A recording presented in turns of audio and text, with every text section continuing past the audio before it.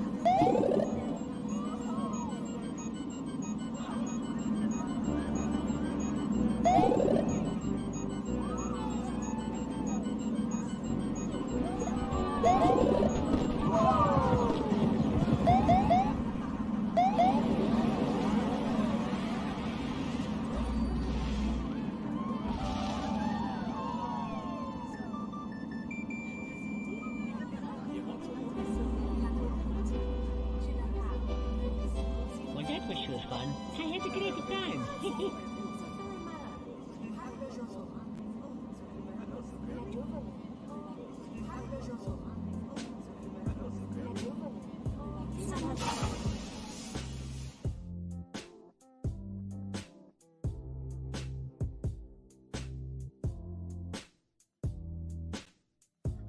Welcome to the Name Topic Podcast. My friends, we are here live. And I don't know about you, but this roller coaster has me dizzy. It's been Very a dizzy. roller coaster, and it's been a really crazy roller coaster. That's not it. Well, hold on. Let me get that. Because we're survivors. We survived the day today with all this crazy news, and I think we deserve an applause, right? It's Friday. If you got over a week, right, of work, congratulations, you made it to Friday, right? It is Friday. It's finally time to relax and rest. And you know, you're in the best place here at the Name Topic Podcast. It's the best like little treat at the end of the week, right? So Yes. without further ado, let me present to you the all-star cast here. We have the beautiful, the one, the only Queen, Zelda's mama herself, Joycey J. How you doing, Joycey? Hey guys, how's everybody doing? And we got Nintendo. We went over to Japan. We had to travel to Japan. I put my GPS, but I got lost. But it took me to this big giant house. Next to that house was, for some reason, Princess Zelda's, and then the Mushroom Kingdom was there too. And then they're walking on the street, walking his dog, and then talking to Miyamoto. was Paul Gill Network. And then, so I just grabbed him, kidnapped him, put him in that van with the little thing over his head, and then brought him back over here to the Topic Podcast. How you doing, Paul? Very good. That's all true. Or some of it. Most of it, maybe. It wasn't a dog, it was a cat. It was a cat, right? It was a cat. I'm doing good at saying. Cat named Bowser. Yes. It was Cat Bowser. And so we have our other member. Zach had to work today. He had to do something with some big giant screen. So shout out to Zach Hendricks. We'll see you next week. And so today, my friends, it's crazy, right? Paul and Josie, it's a roller coaster of thrills that we're having in the world of Nintendo with everything that's going on, right? The news has changed so much. It's like the main topic was the Xbox presentation today, right? And what that meant for Nintendo, but not anymore. That took a back seat. So guess what? The Nintendo 2. Nintendo 2. That's probably what they're gonna call it. Nintendo 2. Thus, the Nintendo Super Nintendo Switch, the Nintendo Focus, or the Nintendo Switch 2, whatever you guys decide to dub it. The Switch 64 Cube. The Switch 64 Cube. That's a mouthful. Yes, that's what I'm calling it. The Switch NX.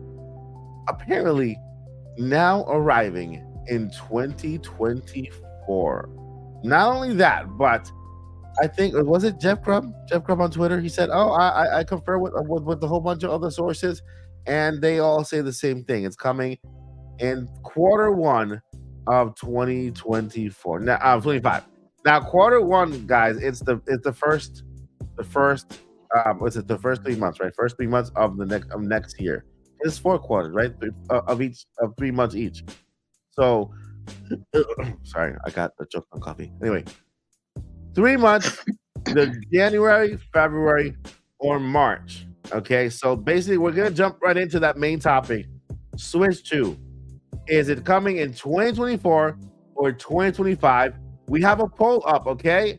Let me know, chat. Are you in 2024, Team 2024, or Team 2025? We're gonna see that. We're gonna see that poll at the end of the podcast to see who wins, and then you're just gonna you get to tell your friends that you won, because we bragging rights. We can't afford to give you all Switches, not yet. One day I'm like, you get a Switch, you get a Switch, but not yet. Switch 5 will be out. Switch 5, yeah, or on its way out.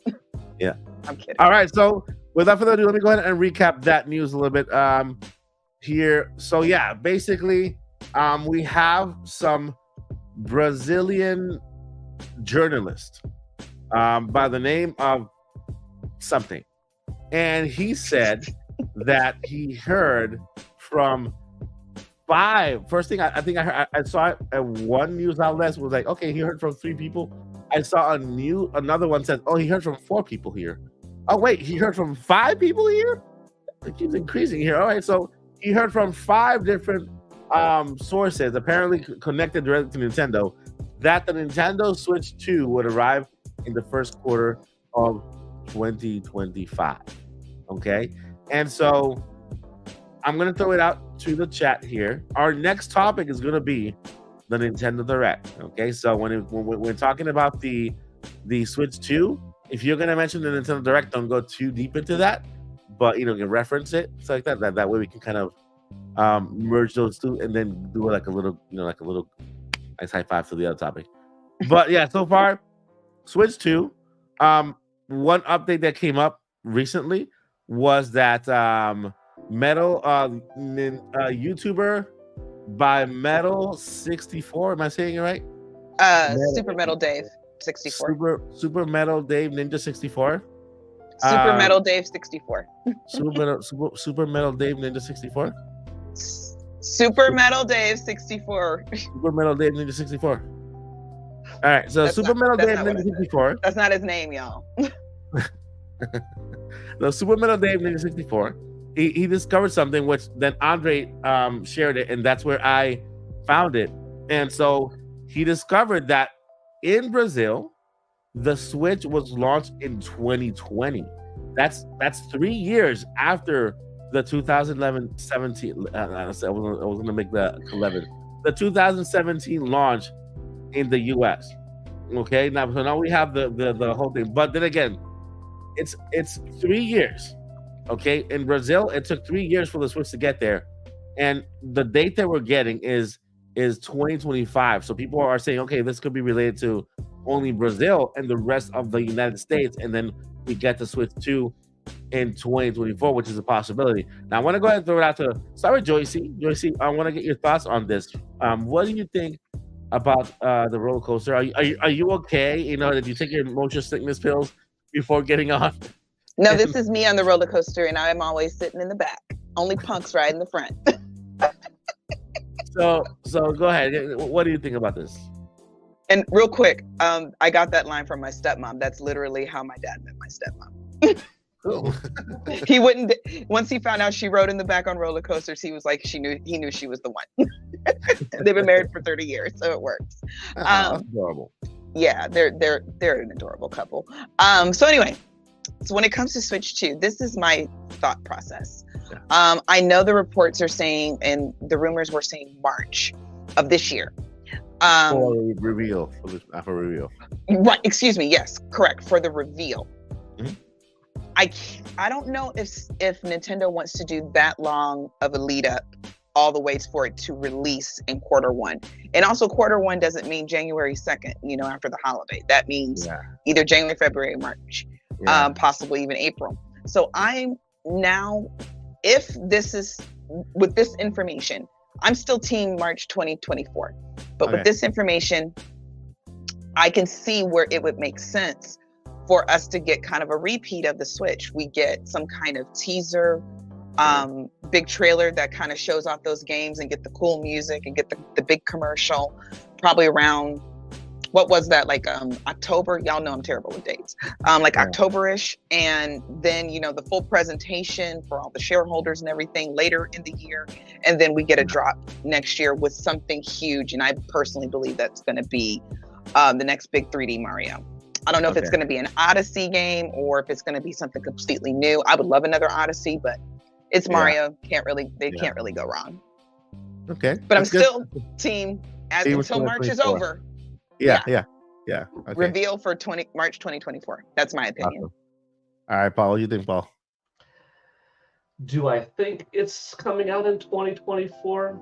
I'm still leaning towards, yes, 2024 as the calendar year. Mm-hmm. But I'm completely okay with it coming out in 2025.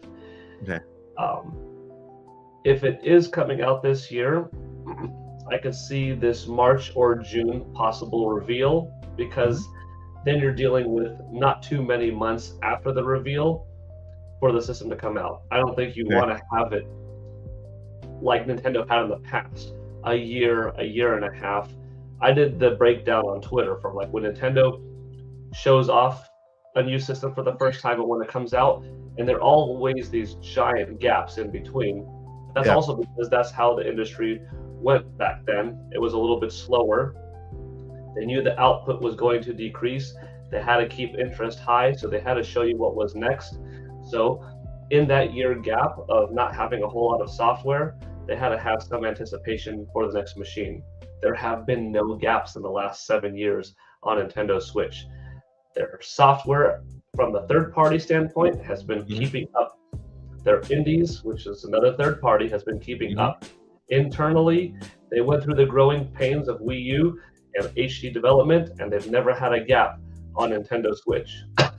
They've been smarter, more wise about pulling from their past and having remakes and ports, because they're easier and smaller budgets than big games, but they've also had the big games. So there is no, we have to reveal the next system ASAP, because our hardware and software business is declining so rapidly that we need to entice people for the next platform that comes out in a year. It's going to be a small window.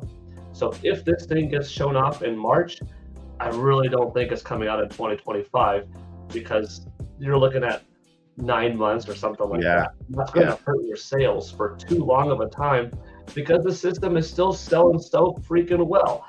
I did another tweet on Twitter, X, whatever you want to call it. And I showed the breakdown of per calendar year how Nintendo Switch has been performing. In 2017, out for 10 months, and then every year afterwards. And it has gone up, and then the drops have been so minimal that even if it has a big drop, like the biggest drop yet for this year, more than any of the other years' percentage drops, you're still looking at 12.6 million is my projection for this year. That's still fantastic. I did another tweet, how much software has been selling, and the volume of software, it went up even higher as far as the ratio of software to hardware. Nintendo's never been in this situation before. There is no rush to jumping on and, cannibalizing their own sales, excuse me, by revealing this thing too soon. So unless if it gets shown by June or July, you do need a certain ramp up time. You do have to have a certain amount of anticipation, get a feel. If they're making the units, they want to have enough units available. If they're still working on software, you don't want just 1 or 2 games ready. You want a few games ready for that window, so you could have a steady flow, just like they did with Nintendo Switch. I know this is a little bit of a long tangent, but here's a little thing before I move on, because I don't want to take up too much time in case you want to throw your own thing on it. There you go. Go ahead. If this was 2024's lineup, how could you truly argue that it was bad? Okay, we got another Code Recollection. You would already have Princess Peach Showtime coming out, Mario vs. Donkey Kong today, Luigi's Mansion 2 port, Mario Thousand Year Door remake. You're going to get some third-party games that come out along the way anyways, stuff like Hades 2 and Silk Song. Now you're like, okay, that's good, but it's not a great year. Let's say Nintendo used their IP that they haven't used yet on Nintendo Switch. This year, 2024, they dropped a brand new Star Fox, a brand new Punch-Out, a brand new Kid Icarus, or the port from 3DS's Kid Icarus. They brought over Yoshi's Woolly World that many people missed on Wii U. They finally brought Xenoblade Chronicles X. They gave you a Metroid Prime 2 remastered, a Wind Waker port, and a brand new Donkey Kong. Holy cow, now you have a dozen games. Most of those are new. Something. A brand new Red Pro controller, and later on saying, hey, later on is going to come more. So you're enticing people to keep it up. A new permanently reduced price software lineup of Player's Choice games, 5 to 12 games that are now $40. Hardware price drop for the existing 3 models. Maybe even a Nintendo Switch Micro that is half the size of a Nintendo Switch Lite, costs $80. Boom, smaller screen, but that enters a whole new market, a whole new demographic that couldn't buy one before. And in tandem with this new permanently reduced software price for a few select games, you don't need a 2025. Who would complain if that was the 2024 lineup? The Star Fox, the Punch-Out, the 3D Donkey Kong, everything else that I mentioned. Only 13.5 million people at most got to play Xenoblade Chronicles X. And guess what? It didn't sell that much. It only sold a little over 1 million. 2 million tops. Same thing with Yoshi's Woolly World. So despite those not being new games, they would be new for most people on Nintendo Switch. That is such a beefy year. Now, I'm not saying I think they're going to have that, because probably some of these IPs are being saved for Nintendo Switch 2. Maybe they have a little bit of a bigger vision. Maybe they didn't go ahead and develop it because they see, you know what, we have in mind what we want, and it's going to take a little bit more processing power, and that's why we need the higher CPU, higher GPU to deliver Star Fox, for instance, or this Punch-Out, or whatever. But some of these games you don't need to. And before people say, oh, but Switch is getting long in the tooth and it can't handle it, Pikmin 4 ran just fine. If Nintendo cooks, Nintendo rarely fails. I don't even know if Nintendo's ever made a bad game, like 3 out of 10. 5 being mediocre, maybe. But most of their games are good to great. So if they've been cooking a Star Fox on Switch, I don't think it would be suffering in any type of frame rate. Star Fox ran just fine on Wii U. How good was the game? Debatable, because they threw in these different kind of controls. But our new Star Fox game on Nintendo Switch, that system would be plenty powerful, and you would get quite the Star Fox experience that you probably wanted. Punch-Out on Wii was gorgeous. Nintendo Switch is eons more powerful than Wii. You get a brand new Punch-Out that would run just fine on Nintendo Switch. So it's not that it's too weak of a system. Maybe too weak to handle Grand Theft Auto 6 or the PlayStation 5 and Xbox Series X version of Mortal Kombat 1, or have its version of Hogwarts Legacy look as good as the competition, but it's still a competent machine. So I don't think you need a Nintendo Switch 2 this year, but I still think it is coming.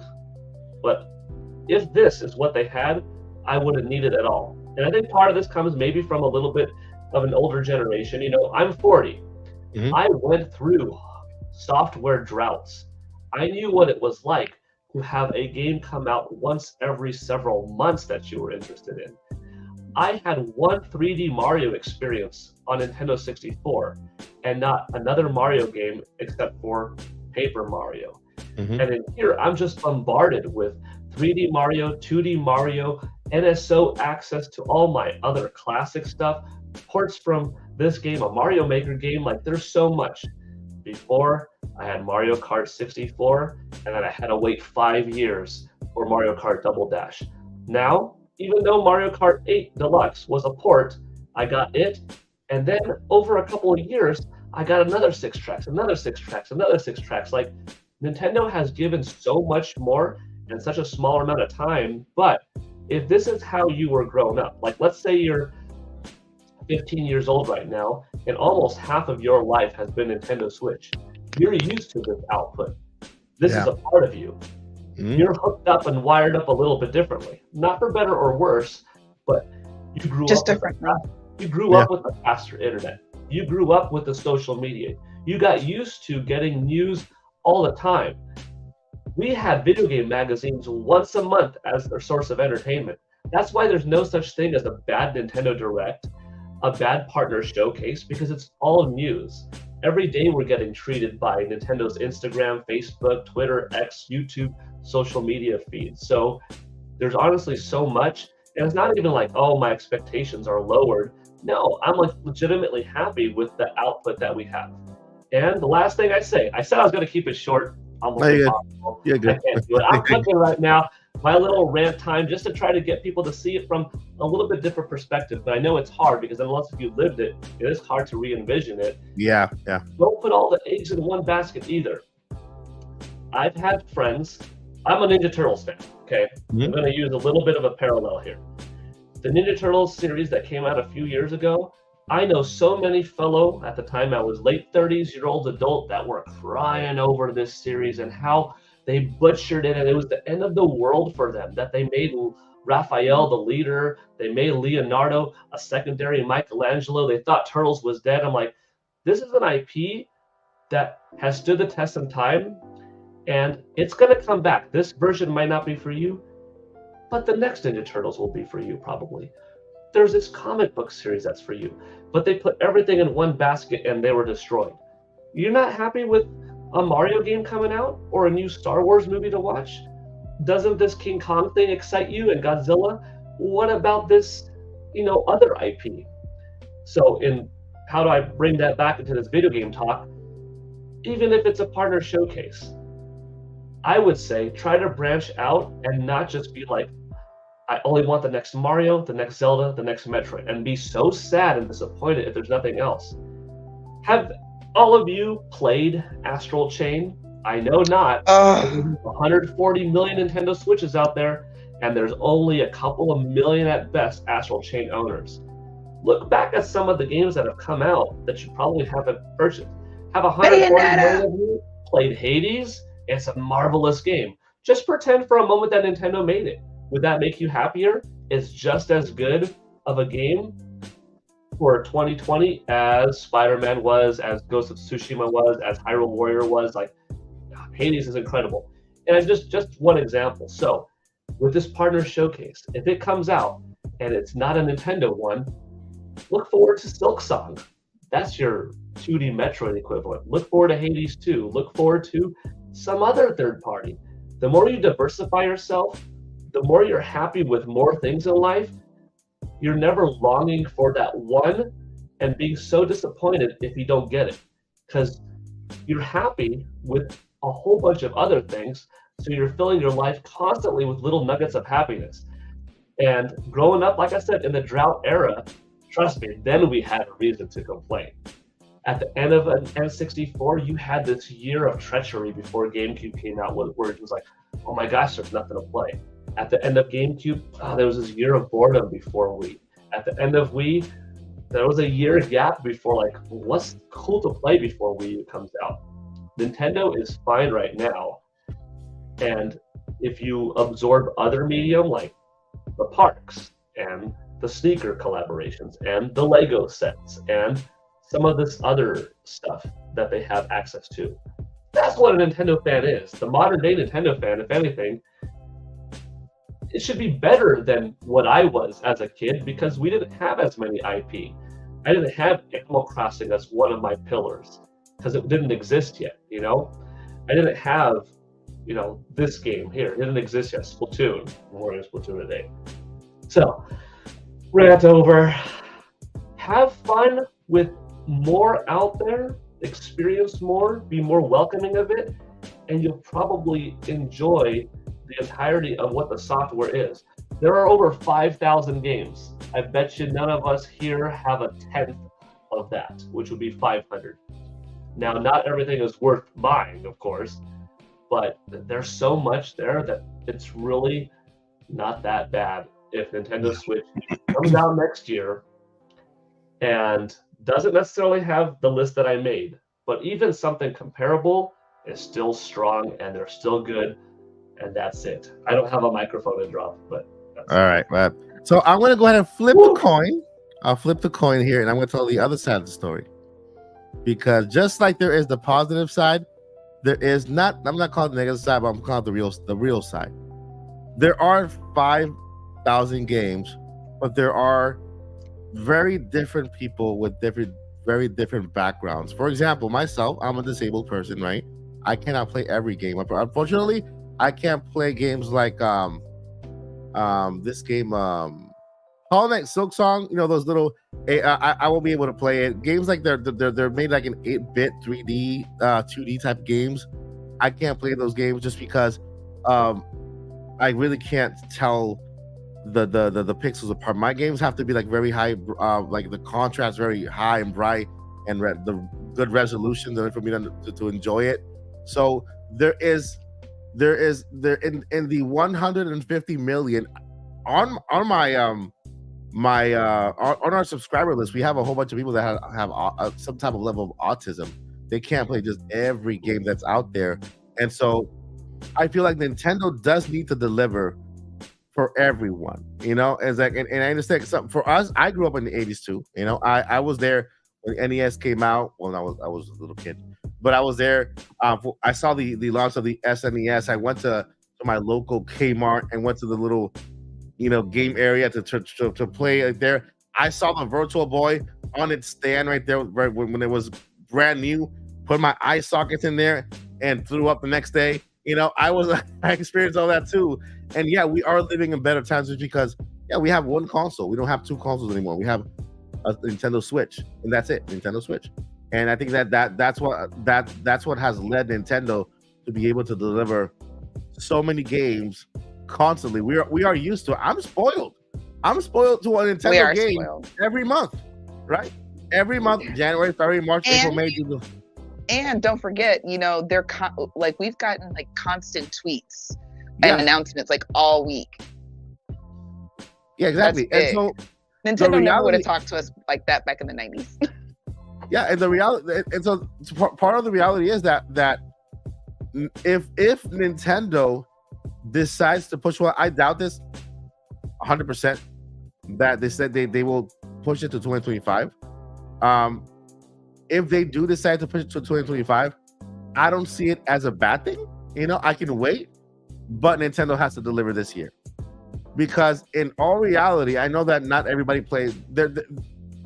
People want first-party games. They want that Mario. They want that Zelda. They want that Splatoon. They want people want those third-party games they bought the Switch for. And so if there's nothing there, I know there's Metroid Prime 4.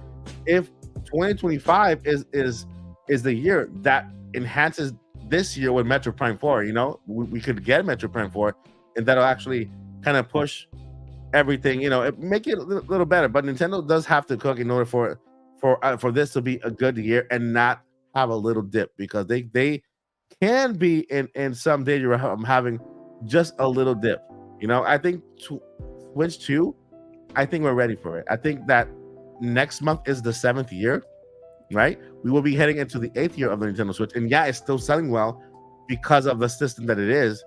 But when it comes to development wise, when it comes to game wise, Nintendo needs to deliver when it comes to, like, if they are games that are Nintendo is sitting on, like The Legend of Zelda, Twilight Princess, and Wind Waker, release it. Release it. Don't wait till June. Do it now.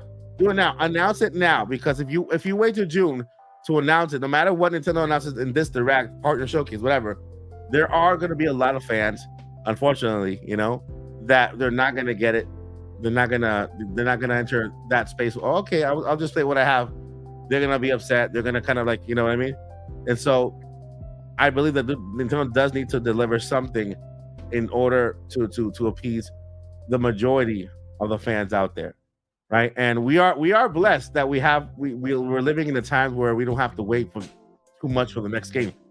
Next month we're getting Princess Peach Showtime, a brand new game dedicated to Princess Peach, right? She deserves the game finally, right? And then there's so many levels to that game. I can't wait to play it. Today's launch day, guys. Did you pick up Mario versus Donkey Kong? It's available today, right? So that kind of explains how spoiled we are on Nintendo, that today, the day of this podcast, the day of this crazy news, we get a game, right? And so when I looked on Twitter, I didn't see anybody talk about Mario versus Donkey Kong. I saw them talking about Switch 2 and how it's going to be delayed. I'm like, Mario vs. Donkey Kong is out today. That it's a remake, right? Am I right? The game is a remake from the remake with new levels. Yeah. So I'm picking it up. I'm gonna play it. I want to review it on the channel because it's a fantastic game that I enjoy it. I enjoyed the demo a lot. But yeah, Paul had a great rant, an amazing rant. I'm on board with Paul's rant. But I want to emphasize. I want to emphasize with those who also can't play just everything. You know what I mean? And Nintendo has to give them something in order to sustain them to 2025. I found myself personally going to my PS5 and my Xbox to get my other games, because I've already played enough on Switch that I can play, and so I see other PlayStation doesn't have anything. They admitted it. They don't have anything. So I'm guessing it's too. Yeah. So generally the gaming market right now, everybody's suffering just a little bit. But Nintendo fans have been eating well. At least we can say that. In a bad year, Nintendo always has 4 to 5 games, first party games. In a bad year for PS2 or PS5 or Xbox, it's 0 games. And a whole bunch of third party games. So, Josie, you wanna say something? I was just gonna say, I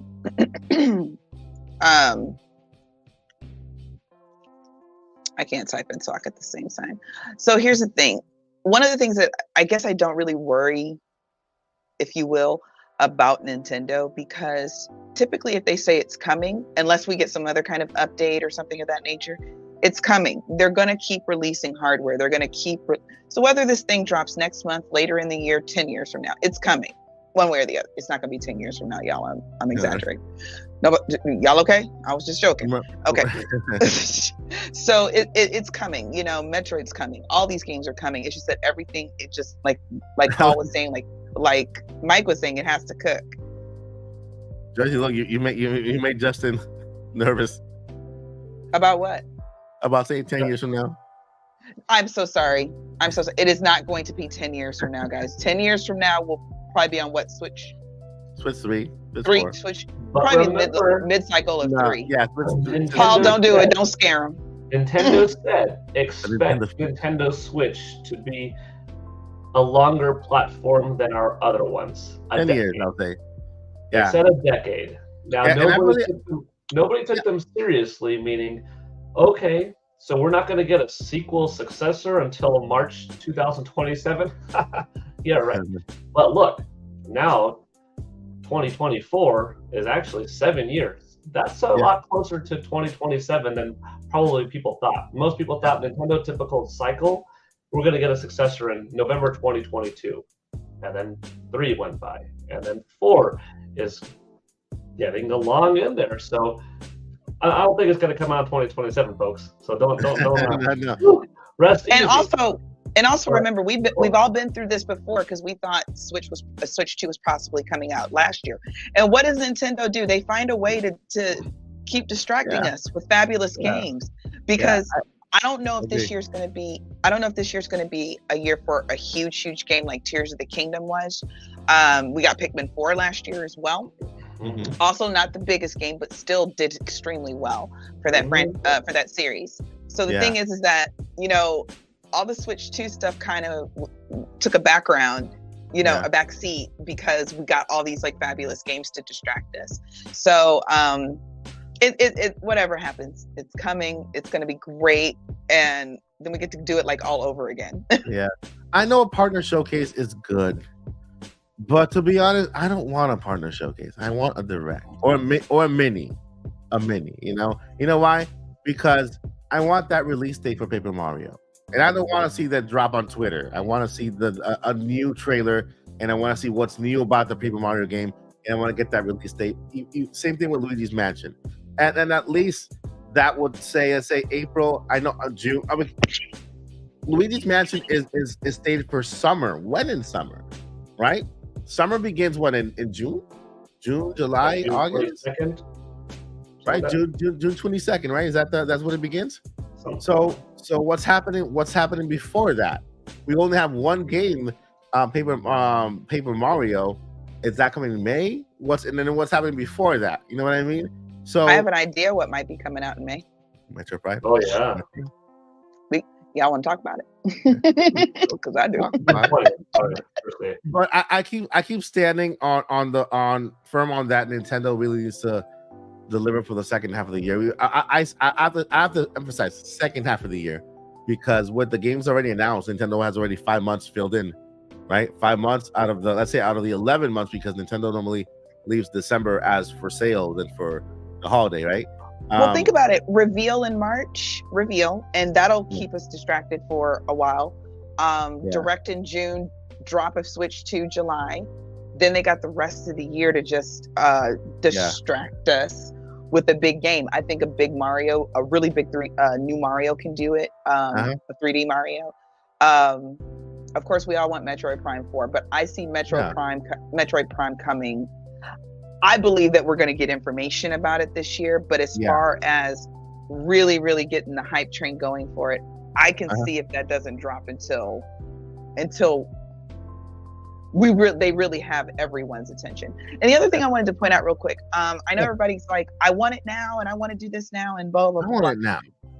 I feel you. We hear honey, but here's the other thing. Like, I know we want it now, but have we really thought about why? Yeah, I understand why. I mean, Mike, you had a really good explanation, but I think that you have really good reasons. My explanation was completely selfish. I'll admit it. No, it's not. It was completely. Yeah, it was. My explanation was completely selfish. It was like, I want it now. If Nintendo is gonna give us a Nintendo, if they're gonna make us wait, they better cook for us to keep us fed and full. I want that remake for. I haven't played a lot of the Zelda games. I would love to play remakes, not remakes, but ports. Right, Twilight Princess, Wind Waker. I mean, I do have. Or just put them on NSO. I do have my Wii U, but to be honest, I don't like the playing on that pad thingy, and I don't like playing on their type of Pro controller. I just don't like. For some reason, I don't like that. I want to either play with this thing here, or play with my Pro controller, or play with my PS5 controller. You know?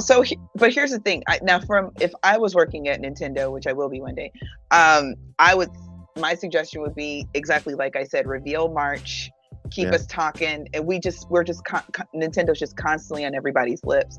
And then that coupled with the original Switch or Switch OLED, everything's out there on the shelves by holidays. They just go nuts on holidays.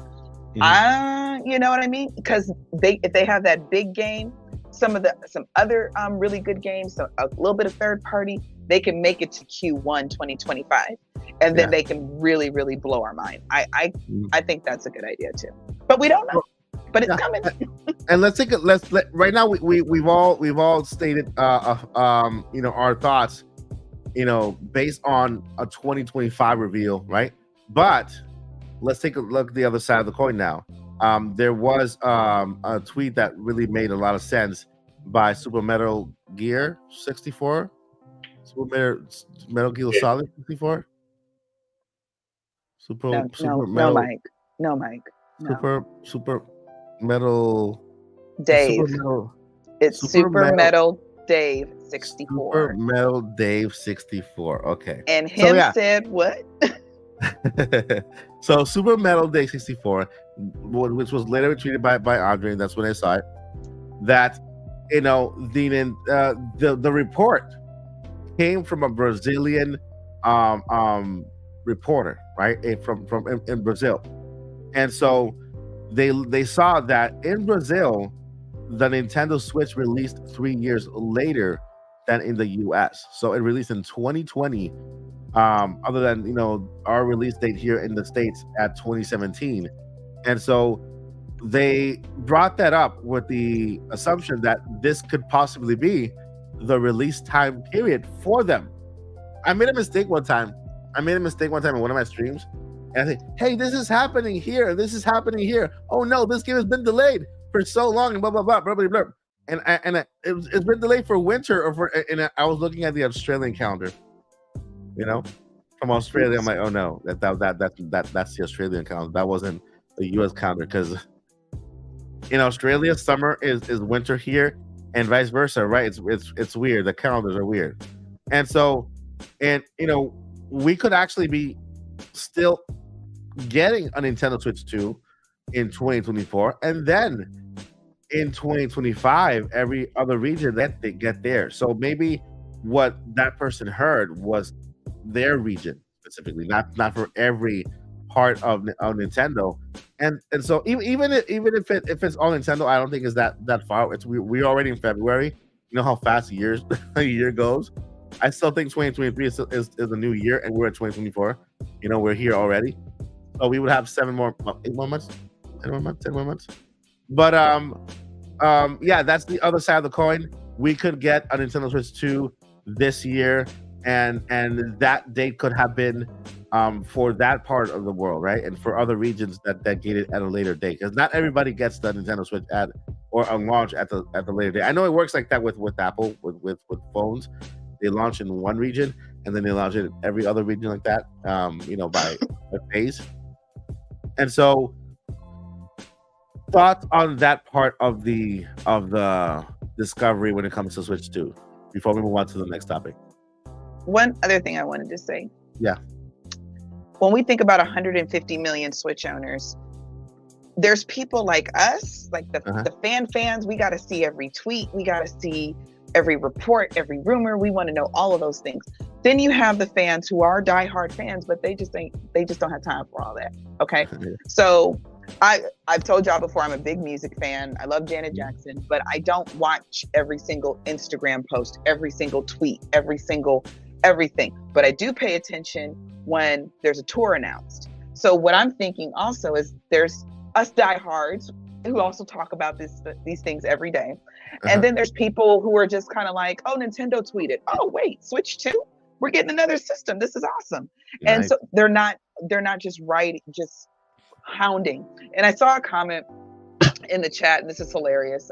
Dash Frame, I don't think Nintendo likes the pressure that comes from content creators and the collective internet as a whole. I realize this is a tinfoil hat theory, though. Honey, Nintendo ain't thinking about us. They are not thinking about us in that respect.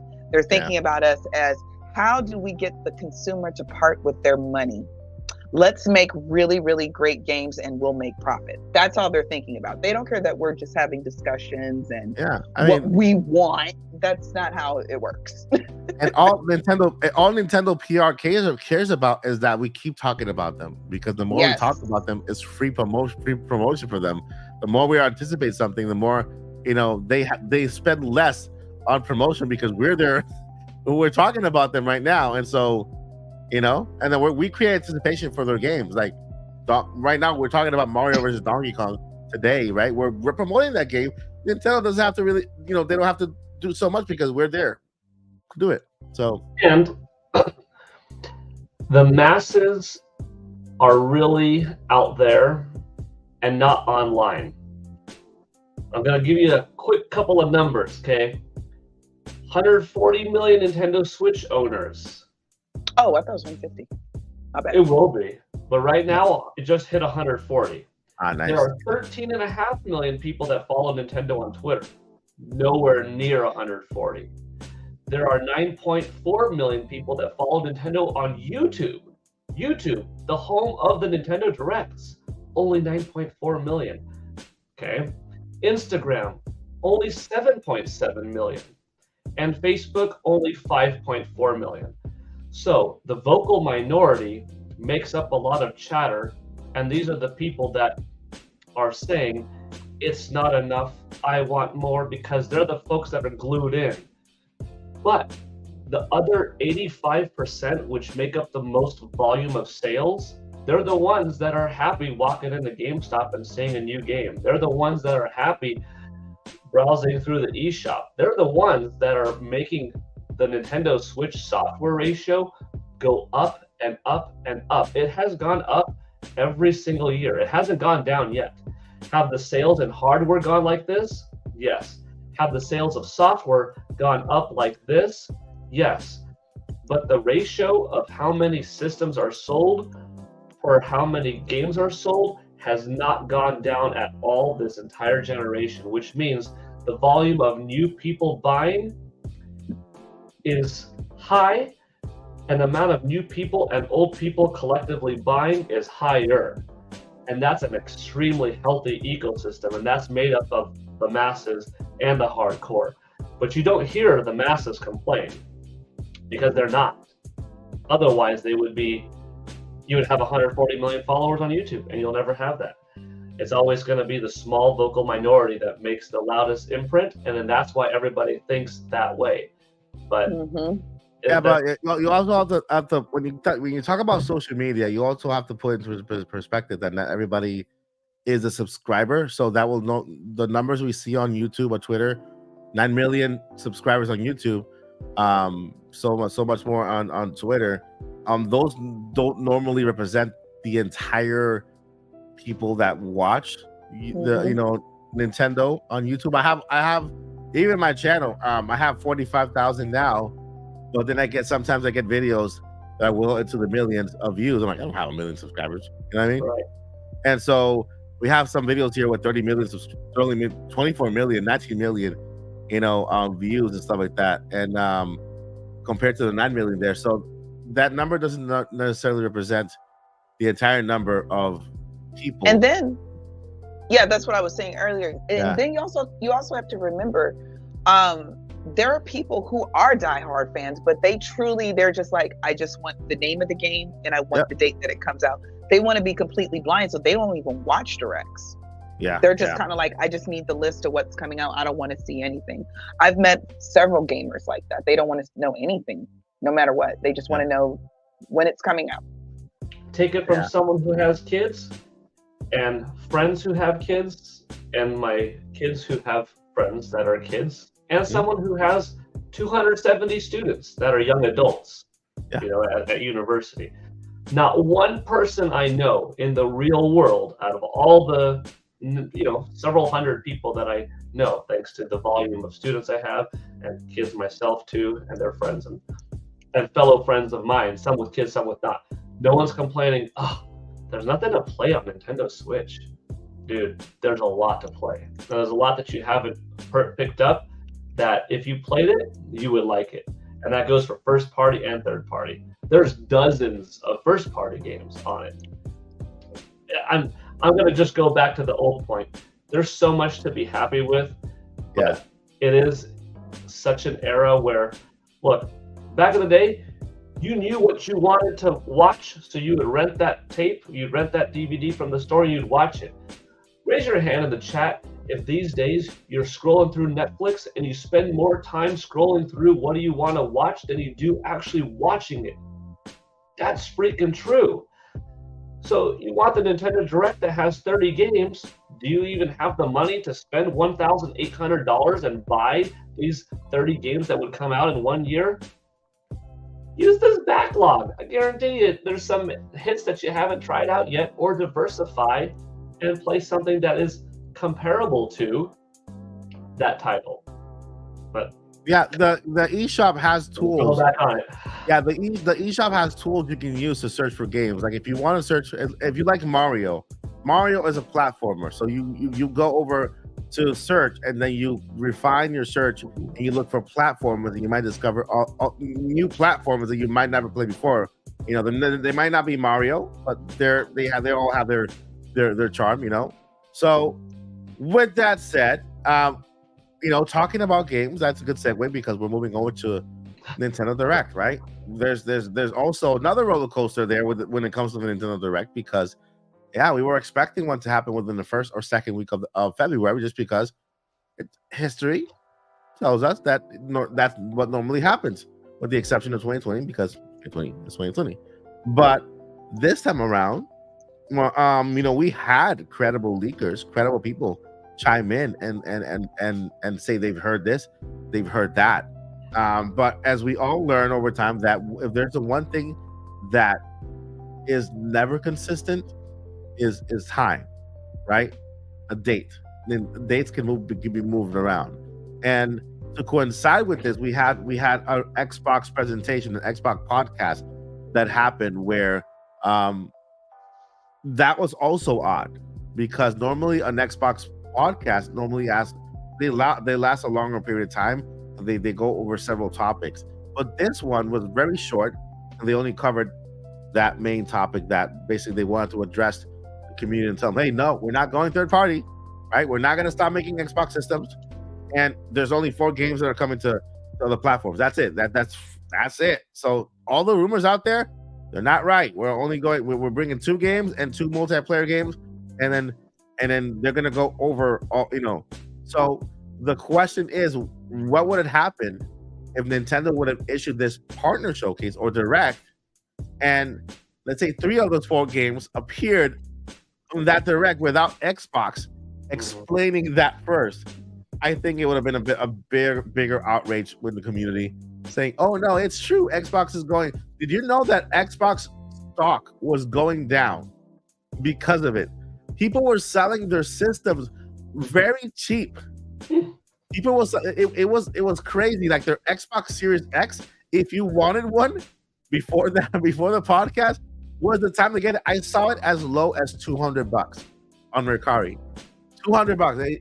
And the listing was, I don't want this piece of trash anymore. It's just a big damn paperweight or a trash can or whatever. People were being so cruel and so horrible to Xbox, calling them the next Sega. Okay, like, you know how Sega just completely went third party and that's it. That I think that's why, you know, Microsoft and Nintendo, they have a good relationship. People don't know this, but they do have a really good relationship. If you look at the map over at Washington State, they're kind of across the street. You know, they can walk to each other, right? So I do believe something that Jeff Grubb mentioned, that he basically said, you know, I know nobody wants to hear this, but I heard that Nintendo was being accommodating for Xbox. You know, they moved their Nintendo Direct or Partner Showcase in order to accommodate for this presentation, and so it makes sense because if it were vice versa and the Nintendo Direct would have happened and then we would have seen these first party games on Nintendo Switch, then man, I think for Xbox fans and for Xbox and Microsoft itself, and maybe for Nintendo would have gotten some backlash too. On top of that, through no fault of their own, you know. So I think it was warrant that Xbox did this presentation in order to kind of appease the fans. And after that, the consoles went from 200 to 500. Now they're selling it. Now they're selling at 500 again on Mercari and on eBay. So that kind of, and then the Twitter feed when we're happy, like, hey, I'm laughing at everybody who sold their console for $200 on eBay, trying to get rid of them because Xbox was going third party. They're not going third party. They are continuing making consoles. You know, they're focused, and they actually hinted at a brand new hardware coming this holiday season. So, you know, they went as far as to do that. But that now leads us to the Nintendo Direct. That because of this presentation was pushed back, and I believe that Nintendo would do that because it's what's best for business, right? It's what's best for them. And it's not unheard of. You know, it's not unheard of from Nintendo to do something like that for a company that they have a good relationship with, you know? So what if, because of all this, we get the Rare Replay collection on Nintendo Switch as part of this partner showcase, right? What if Microsoft, with gratitude, because Nintendo did not have to do that. They could have denied, said, no, we can't move our thing. But because of that, something else comes, something good comes on top of that. And we benefit from that as Nintendo fans, right? So the consensus is Nintendo is having a Nintendo Direct next week. This was confirmed today by the 100% track record leaker Pioro, that we are getting a partner showcase next week. All right, so that's basically what was said. I personally want a mini or a direct, but partner showcase is what's basically kind of the major consensus of everybody who's reporting and you know the credible people out there. With that was a summary of everything that happened when it comes to Xbox and the Nintendo Direct. We're having it. I'm not gonna say we're having it. I'm not gonna get in trouble until we'll find out next week. But let's just throw it out to you, Joycey. Say that last part again. This is the you other. Cut out a little bit. We got out of one roller coaster and we jumped into the other one, and we're just you know. So with this partner showcase happening next week, and apparently Nintendo moved it to accommodate the presentation by Xbox. What do you think about this whole fiasco? You know, what do you think? Do you see Nintendo doing this? Do you see Nintendo moving their presentation to accommodate Xbox? Because apparently maybe there's games that Xbox is bringing to Nintendo Switch. And so what do you think about the whole fiasco? I do believe, and from what I've seen over time, what I've read over time, Nintendo and Xbox are like, you know, definitely good buddies. Yeah.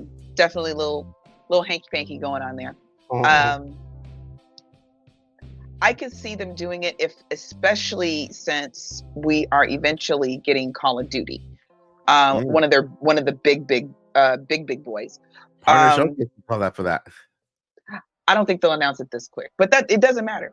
But we know that it's eventually coming. So I could see that. I could see that happening. Yeah, I could, especially if Nintendo's like, hey, you know, we're about to be in a little bit of a drought because we don't know.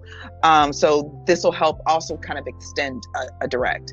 I'm having a discussion with Ren Olin, and he's kind of advising, or not advising. Sorry, I've been at work all day for most of the day. But he's kind of saying, you know, well, Nintendo Directs are kind of irrelevant, and I'm like, after this dumpster fire of a week that we've had, you know, and then the insanity is still kind of going because now we think that there's going to be something next week. This is the best way that Nintendo so far has decided to talk to their fans about what's going on. They've done the big Twitter drops before. The year, I believe, that E3 was canceled, it was 2020, right? That year. When they just all like when they would usually have the E3 presentation, they just dropped all Twitter drops because of was that 2020, Paul? That was the first E3 that canceled. Okay, it was the on first. that summer they showed off Paper Mario Color Splash, and then that game came out like 2 months later. Yeah, so they've done this before. Everybody still wants a direct, and so the thing is, and also from what I personally see, Nintendo likes to go last. So we had our state of play. Then we already had a bunch of. Didn't we have like another Xbox? Yes, we did. Announcement. We had And the then Xbox we had, Direct. and then we had all the Xbox craziness this week. Nintendo like, nah, we want all, even though they're constantly trending every time I go on Twitter, which is at least once or twice a day, always trending. They're like, we want all the eyes on us. And I think directs also are kind of, and this is no shade to anything, because I think all games are great, all games deserve to be here. But I think they kind of save that for when they have a lot of heavy hitters, or heavier hitters. So they think that we have some good third party that we think our fans are going to be really interested in. We have a couple of ports we think our fans are going to be interested in. We have some indies, this is what our fans want. Some of these other things, or if they don't fit in a partner showcase or a direct in the amount of time, we're going to go ahead and Twitter drop it. Yeah. That's just what I think. Yeah. And I like that you mentioned Call of Duty because there was a Call of Duty that released on Nintendo Wii U. Yes. And that's a perfect port that could fall into this partner showcase to at least bring Call of Duty to the Switch, right? As part of their 10-year plan. That's definitely Switch too. Yeah. Call of Duty. They did sign that. I'm not sure. Only Nintendo and Microsoft knows when they should expect the first Call of Duty to drop. But we know we're getting it. It's a done deal. But it'll be cool. Call of Duty drops or they start revealing it in fall. Yeah, but it will be cool. It will be cool if they ported the one from Wii U, since it will do a lot better on Nintendo Switch, on Switch. So the Call of Duty has give us new stuff. No, we just do new stuff. Port the old and give us a glimpse of the new. Same thing with Zelda. But you have to understand. No. There's a complete difference, Mike. Zelda is. One sec, Paul. Zelda is Nintendo. Yeah, I know. Call of Duty is not Nintendo. So we want more ports of our own first party, but we're okay one way or the other. I personally want a Call of Duty port. You don't want no new stuff? Okay. I do want new stuff, but I'm saying that while we wait for Switch 2 Call of Duty, it will be nice if that Call of Duty that was on Wii U could come over to the Switch and have a new life, have new breath, and to kind of expand more in preparation for the new Call of Duty, right? That is fair. Yeah. If Call of Gentlemen, Duty, I'll be right back. Right. Go ahead, Paul. If Call of Duty Black Ops 2 and Call of Duty Ghosts, the two games that came out on Wii U, were exclusive to Wii U, I think that they would make a very good point as to why they should come to Nintendo Switch, because they're lost on the system. But when they came out on Wii U, they were also out on the PlayStation 3 and the Xbox 360, two systems with a combined install base of 190 million, almost 185 million, whatever. So nobody who really wanted to play that game, either of those games, missed out, because a lot of people had an Xbox 360 or PS3. So those games have been available to play for, over a decade. Yeah. Now, do there exist some people who have only purchased a Nintendo system per generation, somehow skipped Wii U, and have a Nintendo Switch that are really longing for those two Call of Duties? Possibly. But I don't know if it's their interest to spend the finances to bring them over. But if it's not too expensive, I could see them doing it for the heck of it and maybe succeed. Hard to say. I'm one of them. I didn't get the Wii U while it was hot off the press. I got the Wii U when the Switch was out. I got just to have it, to experience what it was before the eShop closed and all that stuff. You skipped Wii U generation? I did, yeah. I did. So after a Wii came out, you got a Wii in 2006? I got a Wii. Yeah, I got the Wii, and I got the GameCube, and I got everything 64, and I got the SNES. So Every system, but so the you- Wii. So 11 years later, you hopped into the next Nintendo hardware, which was Switch, Yeah. and then a little bit after you got Wii U. Yeah. Mhm. Yeah. So, yeah, I skipped. It was like 5 years for the Wii U that it was on the market. Wii U came out in November 2012, and then 4 years 13, and yeah. 4 months later, Nintendo Switch Oh came yeah, out. so it was 5 years. It was a short. It was a short one for Wii U. But yeah, I skipped Wii U. I was still enjoying my Wii like crazy. You know, for the longest time, I saw the Wii U and the Wii like the same thing. I didn't care about the pad, and we were having fun with it. But yeah, so now we have a question here. Boo Mini with the super chat of $10. Thank you so much, Boo Mini. We have a if you guys want to get your question in or your suggestion or be part of the podcast while we're in it and not wait till the end, you can also do a super chat here and we can go ahead and read it right away. So what are you this is a really important question here because I'm pretty sure we've all gone through it. What are each of your experiences with people who are judging of adults who play video games? How do you respond in those conversations? ESP, when it's family or friends? Interesting. Well, in my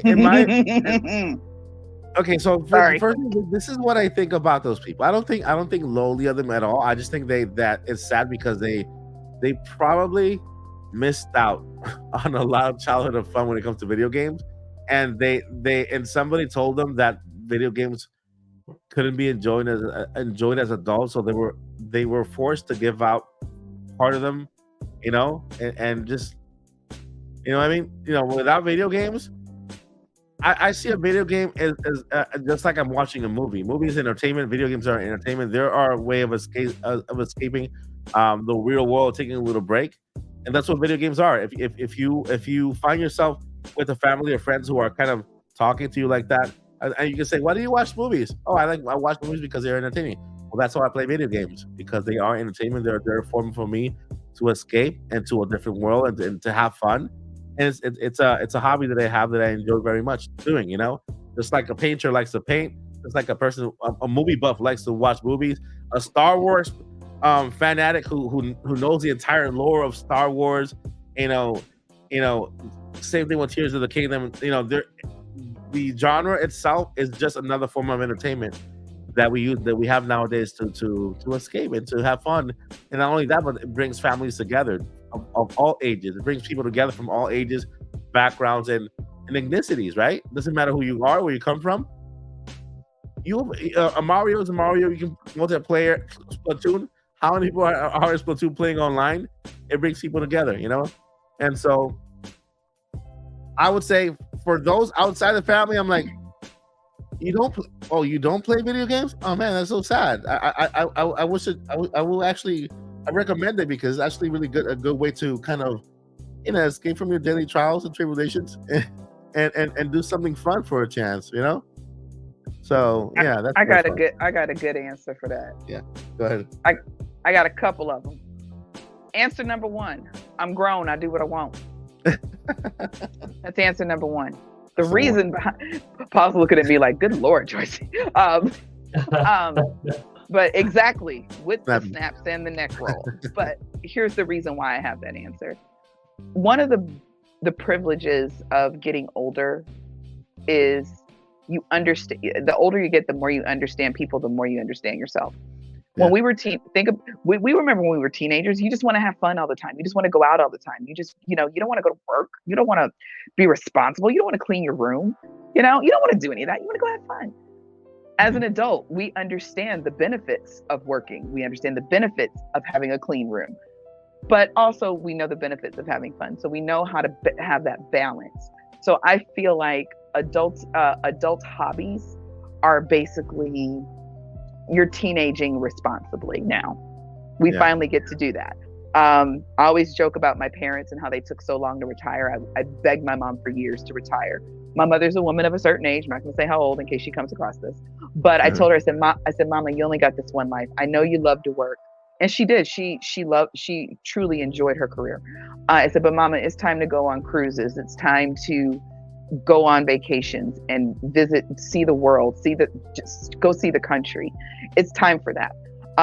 So I said, now you get to all the things that you couldn't do because you were raising me or because of work and all these things, you get to do all these things.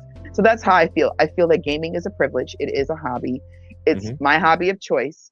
And I was one of those people who I guess was for lack of a better word, a victim. I don't like that word, but for lack of a better one, of that mentality of, oh, lost both my boys here. No, you're fine. That's okay, fine. You guys are still there. Okay. But I was one of those people who listened to others when they said, oh, you can't play games anymore. You're too old for that. You know, I had a friend tell me once, well, no guy's going to want to date you if you're just playing video games. So I stopped for years. And it was a Twilight Princess commercial on Wii that I was like, I used to love Zelda. Why did I stop playing? And then I found somebody playing it online, and I was like, dude, I've got to play this game. I haven't played a Zelda game in years. So I went out and literally bought a Wii, bought Twilight Princess that day. I've been gaming again ever since. So I don't agree with, because then another way you can kind of combat those kind of questions is, well, why do you like to go hiking all the time?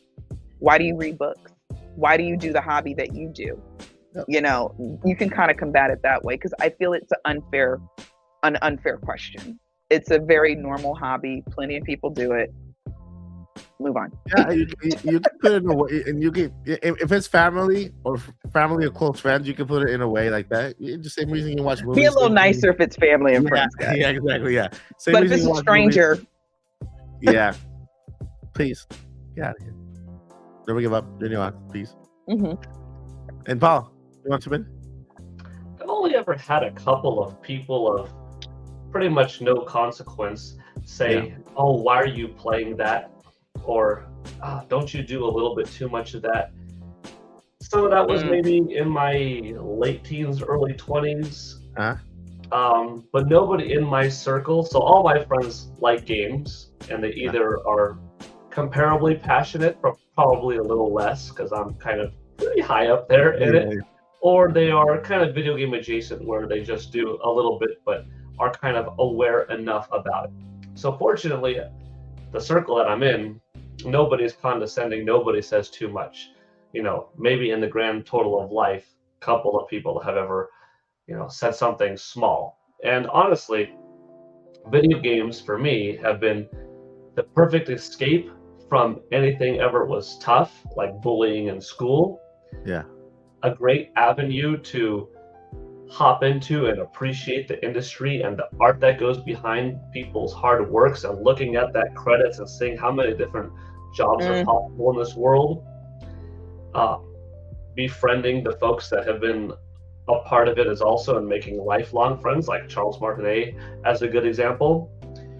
And from video games, that medium, I get to read long stories that you would get from books. I get to listen to beautiful music that you would normally get separately. I also get to be in control of the character, which is something unique that video games have. I get action that's associated with comics, and I get cinematic storytelling that's associated with movies. I get to have episodic kind of characters that have multiple roles over the generations, like TV shows via Mario or something that has long going. I have inspiration from video games because even though I've been a martial artist for 36 years, and that has been for multiple reasons, one of the very powerful reasons has been Street Fighter. That has been a constant motivator in my real life curriculum of competing and training, and then now teaching others. So you draw lots of inspirations from video games. At the end of the day, you're spending your money on video games at any point in your life. It's not money not being spent on drugs, alcohol, and tobacco, and things that would be far worse. So if anybody is younger and being condescended upon about wasting money on games, it's a relatively safe medium that is not going to hurt you or hurt others. So let the person be you. Maybe you don't understand it. That's fine. You could come from a different generation, but everyone, like the two of you have already mentioned, as that's something that they're a fan of. Now, you could be too into something, and that's kind of one of those things like try to find happiness in everywhere else. No Nintendo Direct this week shouldn't make your week miserable, because Right. you should also be looking forward to the Deadpool and Wolverine trailer that came out. You should also have fun with the new Godzilla Kong New Horizons, or the sequel film. Like, that trailer should have been, wow, that was cool in the middle of the week to get. So diversify. But if anybody ever nowadays said it, like, don't you play games a lot? You're 40 years old and you're wearing video game shirts. It's like, it doesn't obsess my life, despite it seeming like I'm obsessed with it. I love it very much, but I get my bills done, my house stuff done, my chores, my pool, my grass, homework with the kids, successfully teaching students various martial arts and empowering people and training and exercising, keeping myself in shape. I'm doing just fine. You can too. You learn how to manage things. Yeah. You know? And as long as you're learning how to manage things a little bit more and more, you have to grow up with everything in life. Never just everything, boom, drops at once. You have to slowly build up to it. And that management is slowly built up, just like your math skills, just like your writing skills, just like I could handle hobbies and gaming and cleaning my room, and then eventually hobbies and gaming and cleaning a house. You have to grow up with it. And you're raising a family too. Doing what you love doing. Exactly. Yeah. Basically, everything is in moderation when it comes to, have a balanced life when it comes to family time, your time for games, your time for movies, your time for school, for work, whatever you do. For us content creators, it seems like we're always involved because basically that's our job, right? For some of us, it's our job. For some of us, it's our part-time. For some of us, it might be the only way you see us, right? Because you normally don't see us on a day-to-day basis. You don't see us with our kids or families or work. And so it could look like we're always in the video game world because we are that world to you, right? We are that outlet that you chose to hear about video games, and so I'm super thankful for it. But when it comes to that, it's like Paul said, make sure you have a well-balanced life and you're dedicating time to each thing, and then and think about it like this also in life, loved ones, your first thing, do your dreams, and your loved ones are the most important things, right? So follow your dreams, go to school, get good grades, and do your best. And think about it like this: if you do like to hike, you can take your Switch with you. You're right. That was a really good question. Really good question. Really good. I love that question. Yeah, it was like a how the race cars, they have to stop for a minute and to kind of get their wheels changed, and then they continue the race.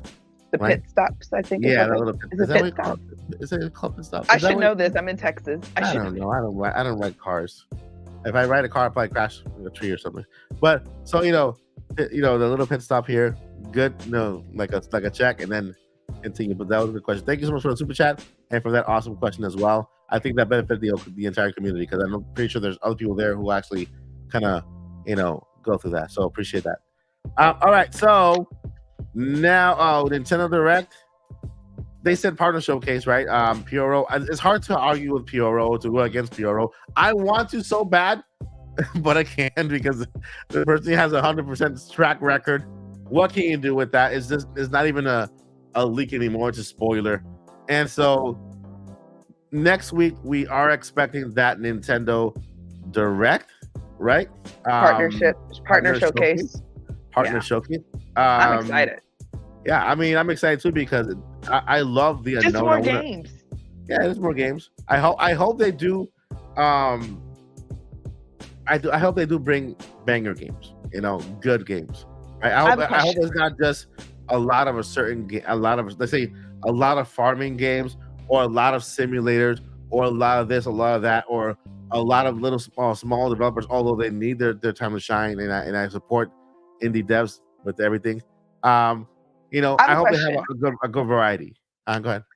So So Mario, like a game like Mario Rabbids, which was fabulous. I haven't played part 2 yet, but Yeah, that first was was amazing. It's partner because it's Ubisoft. Right.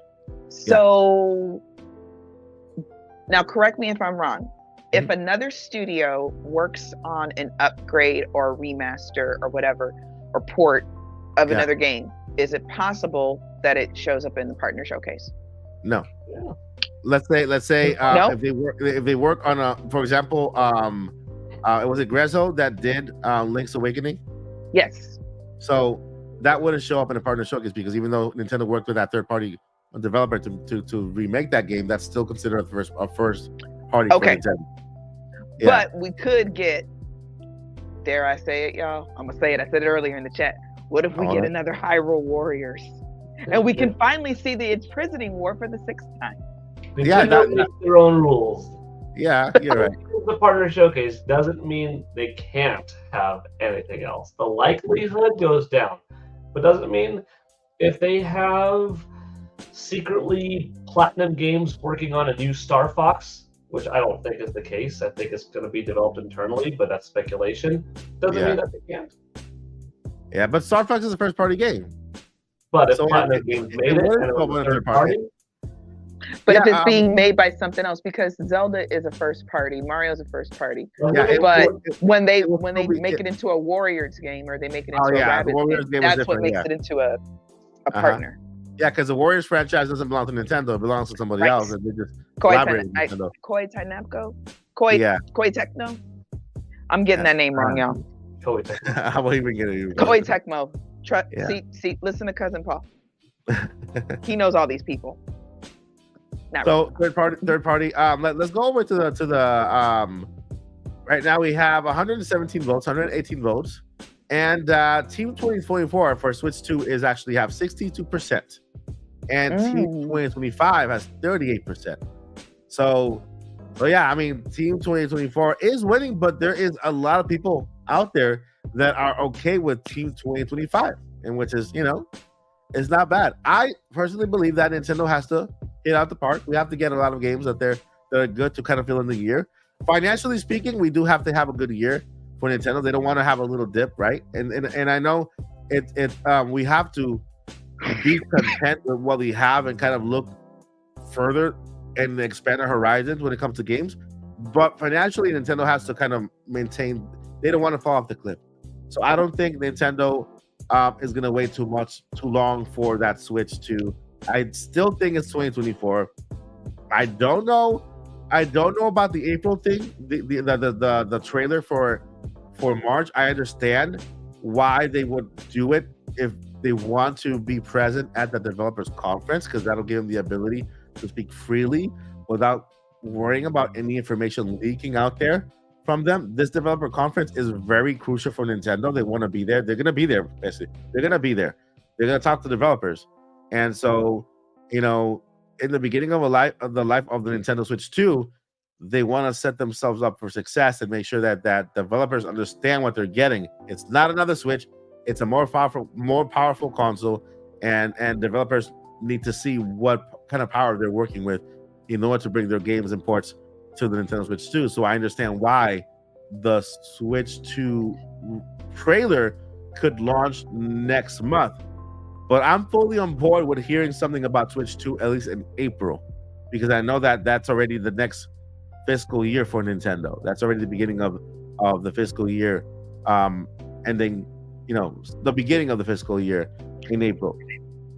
So any last thoughts for everybody in regards to that?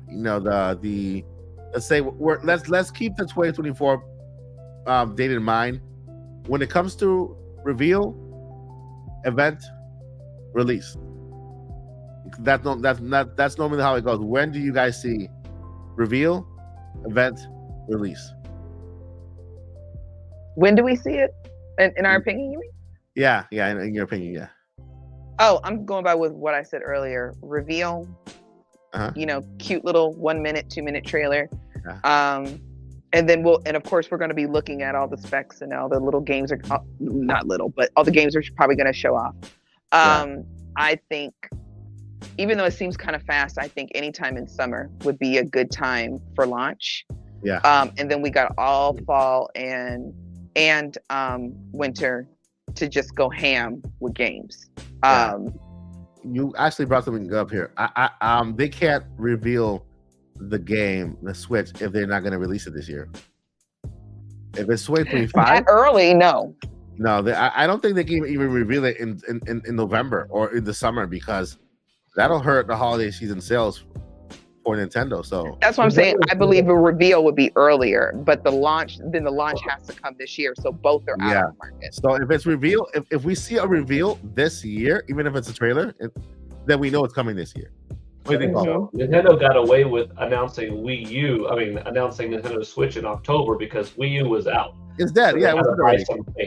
Wii U wasn't going to sell another 1 million during the holidays anyways. Luckily, it sold another couple 100,000 during that holiday 2016 frame. So that was okay. This is a very healthy system. I highly doubt they would show off Nintendo Switch in June, July, August, September, or October, and then be like, oh yeah, by the way, Nintendo Switch 2, it's coming out like next March. No. Yeah. If it gets shown off in March or June, it's coming out like between August and November. Yeah. So I agree. I think we're all in agreement. If we get a reveal this year, it's this year that's coming in, all the way to November. I will go with Joycey. I'll put the release date in June, in the summer, just because anytime in summer. Yeah, it'll give it enough time to kind of to talk about the games, right? The games, kind of push those games, because at the end, in the holiday season, those games are going to push the console, and we'll be able to, push sales. And with that, my friends, do you guys want to take? We have about 3 minutes in the podcast. You guys want to take some questions in the chat from our amazing people that are here? Did you see your last note on our notes? I do. Our topic note. We have other last note, and yes, we do have a last note here. We have is it the Joycey rant? Yes, it's my rant. You want to go with the Joycey rant? Let's do it. This might give y'all some time to also think of some questions. Okay. All right. So, without further ado, guys, let me sit up. The Queen here. The Queen is going to take the mic if she has some things to say. While she talks, go ahead and put your question in the chat. And then I'll and Paul and I will keep an eye on the questions, and then we can kind of highlight the questions and then answer them at the end of the podcast. Okay. All right. And I know I said rant, but I'm actually not going to make this too long. I'm going to try not to. Oh, and Paul will be right back. This week was first of all, how y'all doing? Y'all look good. Y'all look real good tonight. I'll be listening. Go for it, Paul. Paul got a family, y'all, and I think cousin Miyamoto's over. This week was a dumpster fire on social media for gaming. There were several times I was like, why am I on Twitter? I'm making myself upset. So many console wars, and it bugs me because a lot of these people are adults that I saw. My age, Mike's age. Guys, if you're going to be, you get to be whoever you want to be on the internet. Doesn't matter who. Nobody knows who you are. Choose to be kind. Nobody promised us a direct. Nobody promised us new hardware. Nintendo has said literally, what does Nintendo promise? Princess Peach, a new Princess Peach game. They said Thousand Year Door's coming, a port of that. Those are the things they promised us. We know Metroid Prime 4 is eventually coming. Yep. But I saw so much vitriol thrown at all my favorite guys, which you guys know, of course, are Mike, Paul. Not Paul as much, but Mike, I saw you get some. Saw it thrown at Andres and saw it thrown at Nate. We don't have to do that. What did I get? Who threw what at me? Vitriol. I'm sorry. Who threw what at me? I'm kidding. I don't know. I'm glad. I'm happy that I'm legally blind because I don't get to see all the stuff. I can just go, what? But there, and also the other thing is, guys, when you read these things in the grand scheme of things, gaming is really not all that serious in the very large grand scheme of the world. It's not all that serious. We're going to be fine if gaming disappears tomorrow. We're going to be fine when it doesn't. it was just a lot of really scary things. You know, Nintendo fans going at Sony fans, Sony fans going at everybody, Xbox, you know, it was a total madhouse over the week. And it made me extremely sad because I said, this is my happy place.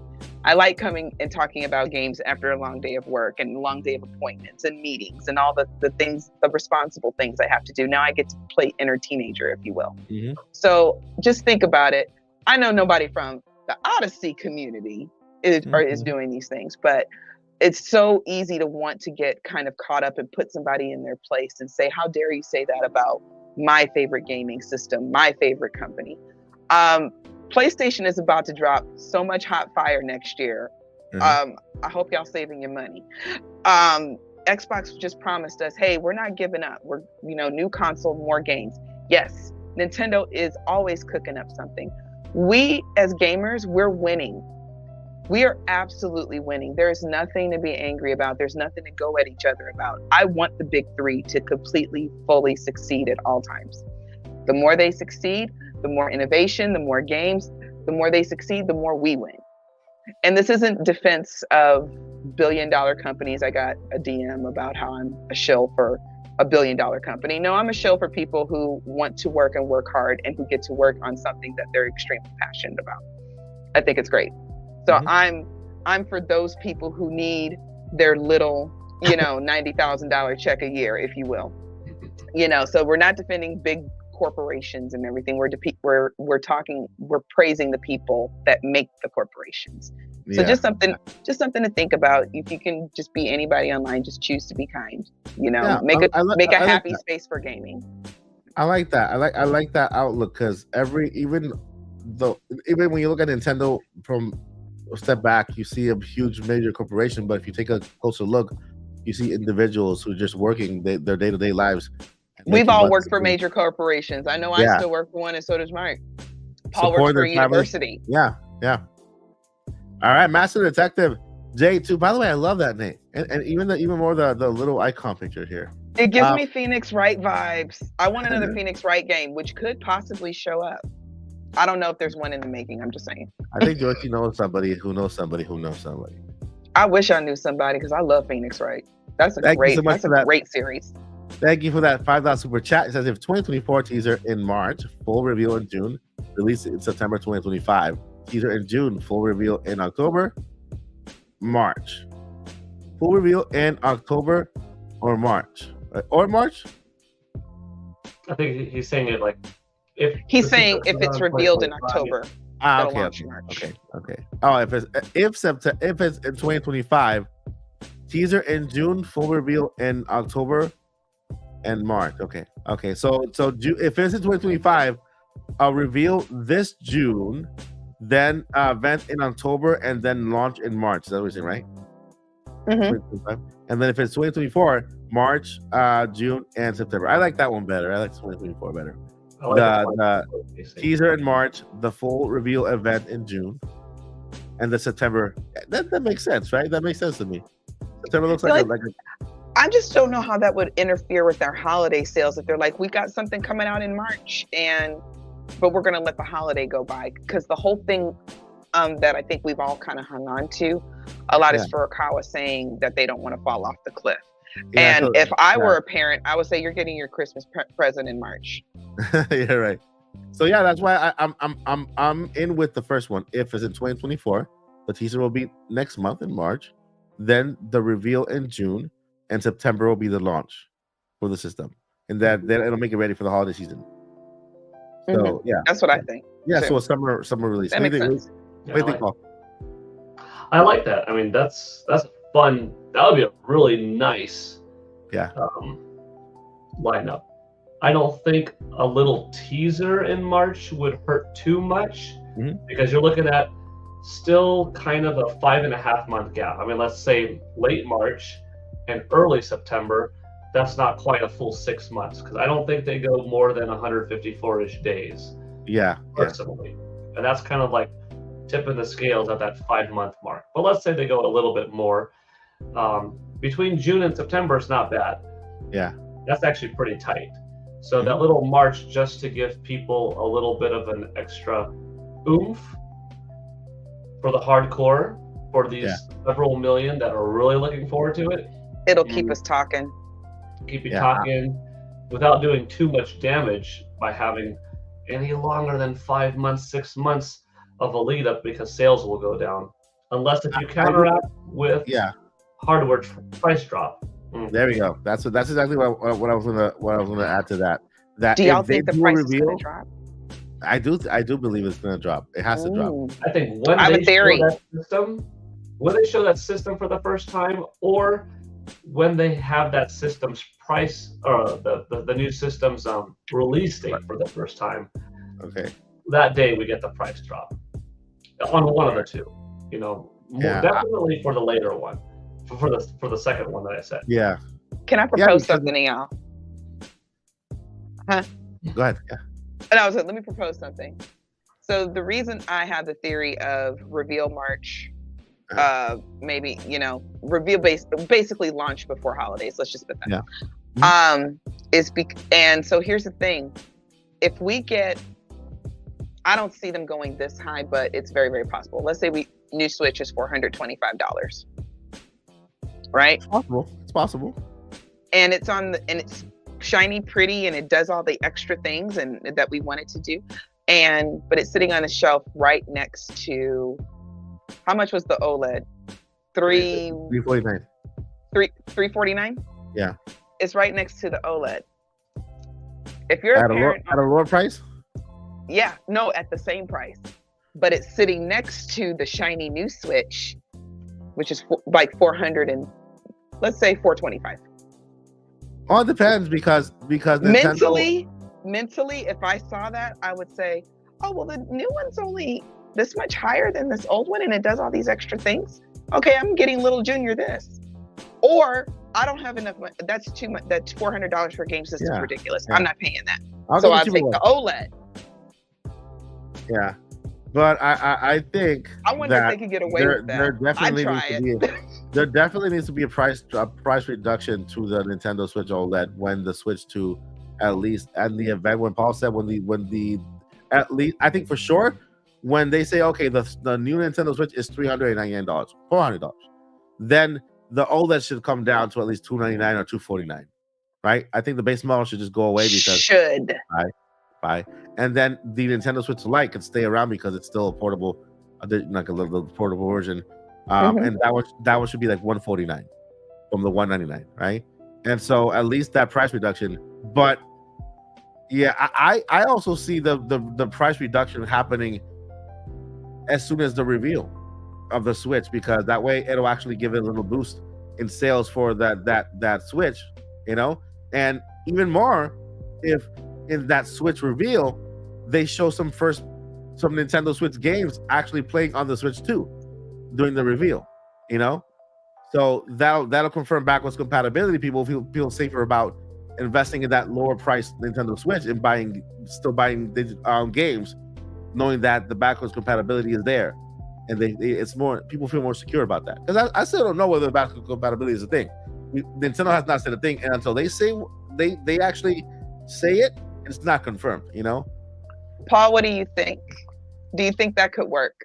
So Mike and I have two different points of view. What do you think? I think they have to be careful, wise with how many different Nintendo Switch units they have on the market in total, not to confuse people with the options. Yeah. Clearly show what's the difference between a Nintendo Switch 2, because that's the one that you want to sell, but also have a decent enough of a price gap that you're still making a profit margin successfully off of your old hardware, but it's enticing enough for the family that doesn't need the cutting edge to get it. So do you have 4 things at once?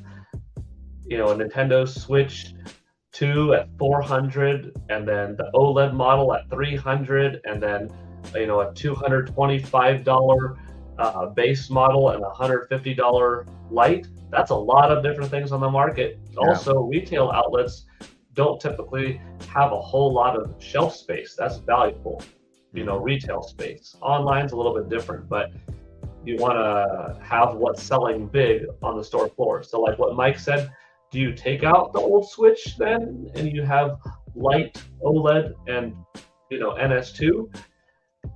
It's a possibility. I don't know. I think they could make it work with 4. Or Little they would risk. actually, or they would eliminate the entire Switch lineup and give us a new Nintendo Switch, like you mentioned before, a new model that is still a Nintendo Switch. Could be a little smaller. It could have the ability to dock as well, just so that you have that, you don't lose that, and then sell it at a lower price, still maintaining the newness of it. People are like, okay, that's at least that's a newer version of the Switch with more battery life, maybe a little better screen on it, something to kind of keep the Switch there for a couple more years, right? And then have the Switch 2 with it, because like you said, it could be a 10. I believe the Switch is a 10-year system when it comes to games, and the Wii U just got their eShop shut down the other day, almost towards the end of this Nintendo Switch life. So you can expect this eShop with what Miyamoto said, that since the Nintendo Switch, from Nintendo Switch moving forward, it's easier to develop games and bring them forward just because of the system that they're using. You can compare with Microsoft, right? Microsoft Windows runs Xbox, right? So Microsoft Windows runs Xbox. That's why they can go backwards compatible to the very first Xbox, because they haven't changed their platform. It's still Microsoft Windows that runs the Xbox platforms. And so Nintendo with the Switch found their very own Microsoft Windows that they can continue to bring to the next system and improve upon that, right? That together with AI upscaling, which is supercomputer that keeps up learning, and the DLSS and all that stuff.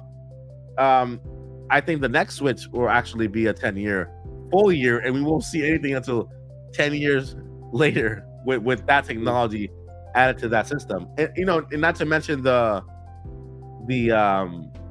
every 2 or 3 years when they give you like a better version, like we had the OLED, So I don't know if it'll happen before. Possibly. I don't think so, though. But I think it will happen after Nintendo Switch 2 is out. We will see one final Nintendo Switch model. Okay. Not a guarantee, but I think The mini? we'll enter a cheaper demographic, and we'll probably lose the Lite or something like that and have a rebranded Nintendo Switch Micro. And it might have fewer features, but it'll have fewer features that cut the costs of some of the manufacturing, so they can also sell it cheaper and still have a profit margin and penetrate that market that, the families with 2-year-olds now that don't need a system. In 3 years from now, they'll be 5, but they won't need a $400 Nintendo Switch as a 5-year-old. But they'll be okay with an $80 little platform that gets them into the gaming ecosystem. And that's where you reach a different demographic. Look, there's 2 billion people on the planet and only 140 million Nintendo Switch owners. There's a lot of untapped potential. You're never going to sell a product to everyone, especially not something that is a convenience, a luxury. A smartphone has a great chance of penetrating truly hundreds of millions of people just per smartphone. But collectively, you're going into the billions of category, territory. Yeah. But that's one of the reasons why. And I might not be the only one, but I'm the first that I know of that has consistently said for the last several years, if a system can make a 210 million imprint, it's Nintendo Switch. Because I looked at how they converted their hardware and software philosophies together, their home console and portable console divisions together, how they've worked with third parties and indies better than ever before, and their pricing structure and lack of a price drop, and how they've continuously kept the system relevant, because even in software, sometimes people see a price reduction on software and they think it's inferior. Nintendo has kept their prices up, meaning, dang, Nintendo games hold their value. This is still $60 5 years later, and that's power, that's strength. Reducing price is a sign of weakness because you're not selling anymore, so you have to do something else. So they've established themselves as a pretty strong brand, better than any other generation, because they've always had price drops along the way in both hardware and software. But when you do that, don't make it look like a move that you have to do. Make it look like a move that's really pro-consumer. And then you'll find a new audience that, dang, as long as the Nintendo Switch is still being played, and check it out, of the 140 million people that own one, there are 122 million active users last year. That's a tremendously powerful base. And look, even if Nintendo Switch 2 comes out, Nintendo's only going to be able to pump out 4 or 5 million at launch. They're only going to be able to have 10 million in the first 9 months or so, or 6 months. They would like to have more. So the majority of people that are around the world that have one are not going to be able to get one for years. It's going to take years to fill in. Look, it took 7 years to fill 140 million. So it's going to take another 7 years for even everybody who wants one, that really wants one. You're not getting one for another 6 years. Yep. Some of us will get one early on. So as long as they keep that ecosystem healthy for the masses that can't get a successor yet, more people will continue to buy one that skipped out on it in the last few years because now their families are older. Now the price has gotten lower and the communication is still, that's not yesterday's news. No, it's still cool. It's still good because we're playing it because we can't buy the new one yet because they don't have it until it comes out. Yeah. I'm excited. I've been following this industry and covering this industry for a long time. So I have lots of different approaches to how I feel about Nintendo going forward. And like, whatever they do, folks, it's going to be fine. We are yet to experience peak Nintendo. This is peak Nintendo now, but it truly looks like they're only going to get better.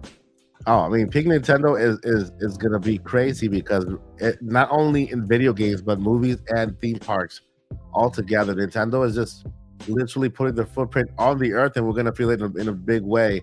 And and I've always said this in the channel. Listen, we are in a transition year, and we are in the most exciting time to be a Nintendo fan because the next is coming. The next is even if it's this year or 2025, first 3 months.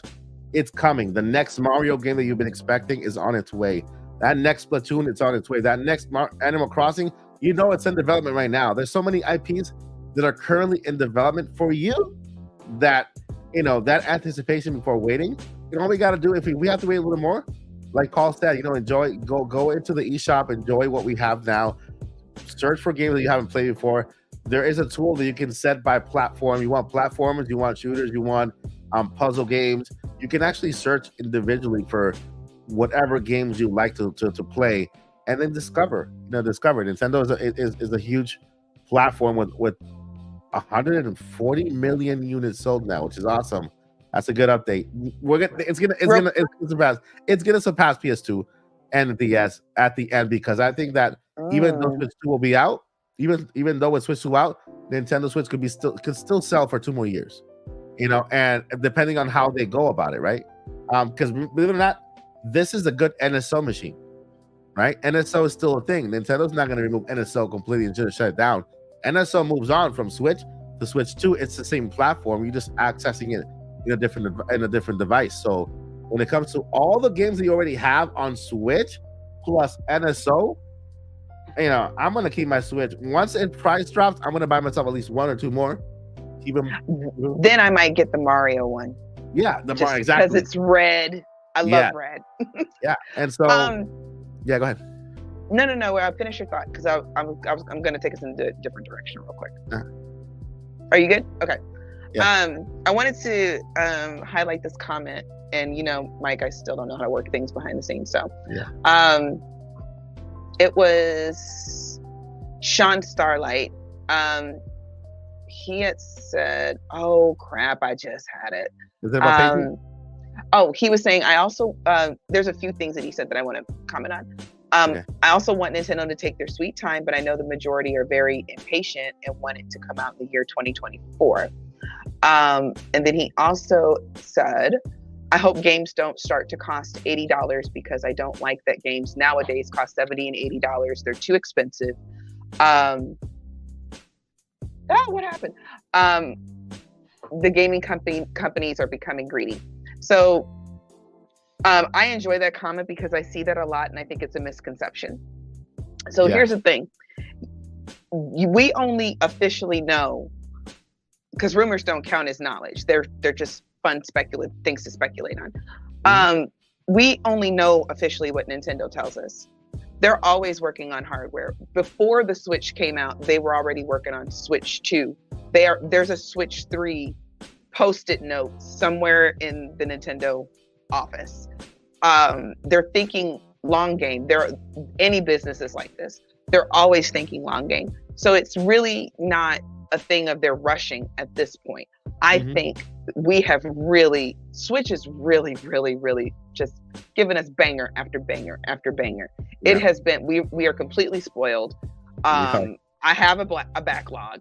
It's beautiful. So they're not rushing anything. So this is definitely not crunch time for them. And I love the fact that they don't really have crunch. The other thing is, there is a misconception that gaming companies are greedy. First of all, I don't care what company it is. Anybody that is trying to buy and sell with you is greedy. However, think of it like this. Tears of the Kingdom cost $70. I think it was Nintendo's most expensive game for Switch. You would have paid probably about $70 to $80 anyway. Initial game is about $60. DLC would have been $20, $25, right? We got 3 completely different levels. We got a full-fledged story, full-fledged cutscenes, full-fledged animation, full-fledged everything, and a completely different crazy mechanic. That's just Tears of the Kingdom. I'm not even counting all the other games that are out there. So you got to think about what goes into that. That's when Paul was talking about the end credits of games. It's massive, and these are just people that worked on the games. These aren't even the people that are in customer service, the people that are in the mail room, the people that are in accounting and marketing and all those things that aren't directly working on the game. So basically, think of it like this: you are appreciating somebody's hard work by paying for their product. And you are letting them know, I appreciate your product. I'm going to enjoy this product and we're going to have a good time with it.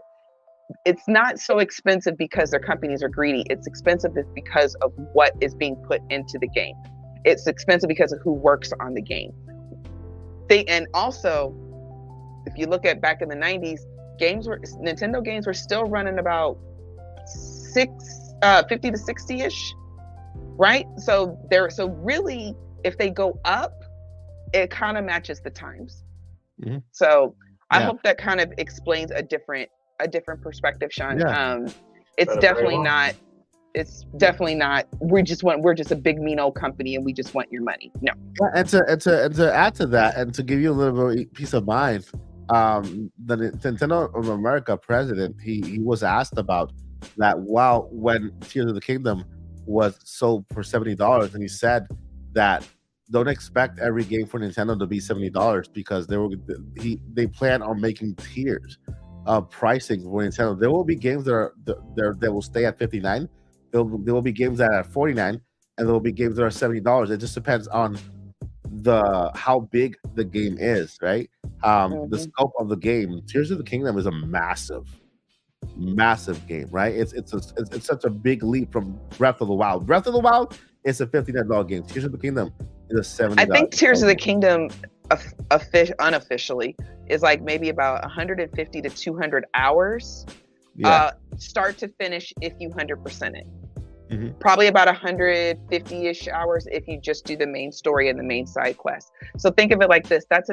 Think of it like this. If you were to spend $70 at Dave & Buster's and you take your little boo thing, $70 isn't going to even pay for it. There's a buffet and Dave & Buster's? Yes, Mike, yes. So I said your boo thing. When you take your honey with you, you take somebody special with you to Dave & Buster's. If there's a buffet, my wife can stay home. I'll just go to the buffet myself. Buffet. You're so silly. If you think about it, $70 for potentially 150 hours worth of game, a game that you can do a section, put it down, come back. You can plan out your own route of what you want to do in the game for your gaming time. That's kind of a good deal because Dave & Buster's, you're not going to have much fun with only $70. Yeah. I've seen every other medium go up. When I was 17 years old, I'm going to take you back to the year 2000, my first job. I worked at Electronics Boutique, a video game store. I remember that. EB Wow. Games, basically. Yeah. I made minimum wage, which was $5.75 an hour in October of 2000. I would have to work 11 hours to cover over $60 to cover The Legend of Zelda Majora's Mask that at the time cost $60.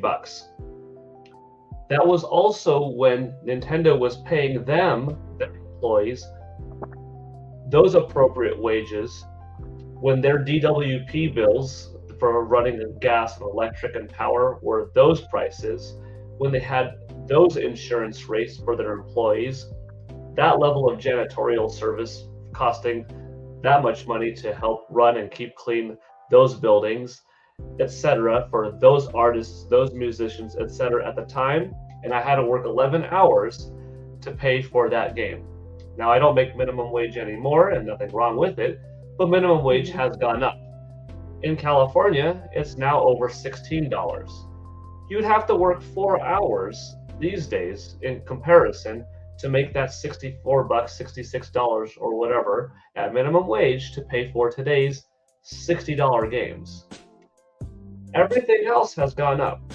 When I would go see Star Wars Episode 1, The Phantom Menace, the movie ticket was $6. Nowadays, the movie ticket is $20. My X-Men comic that I was buying in 2000 or Street Fighter in 2004, it cost a couple. Comics are now $5. Everything has gone up. Gasoline, milk. Used to be able to buy a Famous Star or a Whopper for $1. Now it's $6. And Y'all remember the dollar menu? No, and the thing is that if you add $60. inflation, has gone up. yeah. You look at $60 from then and see how much it's now, it's gone up. And the games cost more because the games are also bigger. They have bigger teams. More people worked on Breath of the Wild, and it took more human hours to make that game for more years, paying them modern day wages and other things. The insurance to cover those people, the raises, their profitability, their longevity, their worth in the company, the artist rates, the voice actor rates, everything. It's so much of a bigger game that it costs so much more. Even without inflation, it costs more. Is it not worth it? And you're getting a bigger game factually, so it costs more to make. The times have gone up. The amount of money that people are spending on gas to go to work for these jobs have gone up. Everything's gone up. Yet it's only $10 more. And then when you look at it, like I said, you're also only working a handful of hours compared to back in the day working a lot more. So when everything else has gone up, I love video game industry because it stayed the same. You know what the problem is? I'm gonna one more tiny rant. People are feeling it more because it's a greater percentage going from 60 to 70 like that, and it's jarring. But trust me, you would have rather had that happen than the alternative would be 50 cents a year increasing over the last 20 years. Because you would have felt a little bit less bad, like, okay, video games in 2000 cost $60. 2001 games cost $60.50. And then in 2002, they cost $61. You're like, okay, it's going up by 50 cents. And then $62.50 and $63, all the way up until now. Here we are, and it's now $70. But guess what? That means you would have been paying more this entire time. Every year, cents per cents, dollar per dollar, all that time, it would have been a smaller increase, less ouch, but you've been wasting hundreds of dollars respectively. Instead, right now you feel the jump more, but in reality, everything else is actually quite fine. And how much it costs, like Joycey said, those costs have gone up. Those teams have gone up. And all the other things that we don't take into consideration, like the wages, like running the air conditioning, it's costing them more to run these supercomputers and keep the rooms cooler now than it did 20 years ago because everything else has gone up. I think video games is still a fantastic hobby. Personally, make a $70 for the games that are worth it, But you could even make that argument they're all worth it because it costs more to make. Yeah, I agree even with think Paul. about books. I Guys. agree. I I'm agree with sorry, Paul, Mike. but I think that I also think that in the wider scope of life, outside of video games, because everything is now more expensive, right? I think people are more stressed out when it comes to their money because believe it or not, inflation has gone up, but pay has not gone up. We were minimum wage here in Central Florida was $15. $15 three years ago. I would say 3 to 4 years ago, before inflation was crazy. It's still $15 now, and after inflation. And so a lot of people basically are paying, when they used to pay $3 for a gallon of milk, they're paying $10 for a gallon of milk. People used to pay $1 something or $2 for a dozen eggs. They're paying $5 to $6 to $7. And so I think it's an overall thing that people they're more stressed out with where their money is going because everything else has gone up. But pay has stayed basically the same, has not caught up to inflation.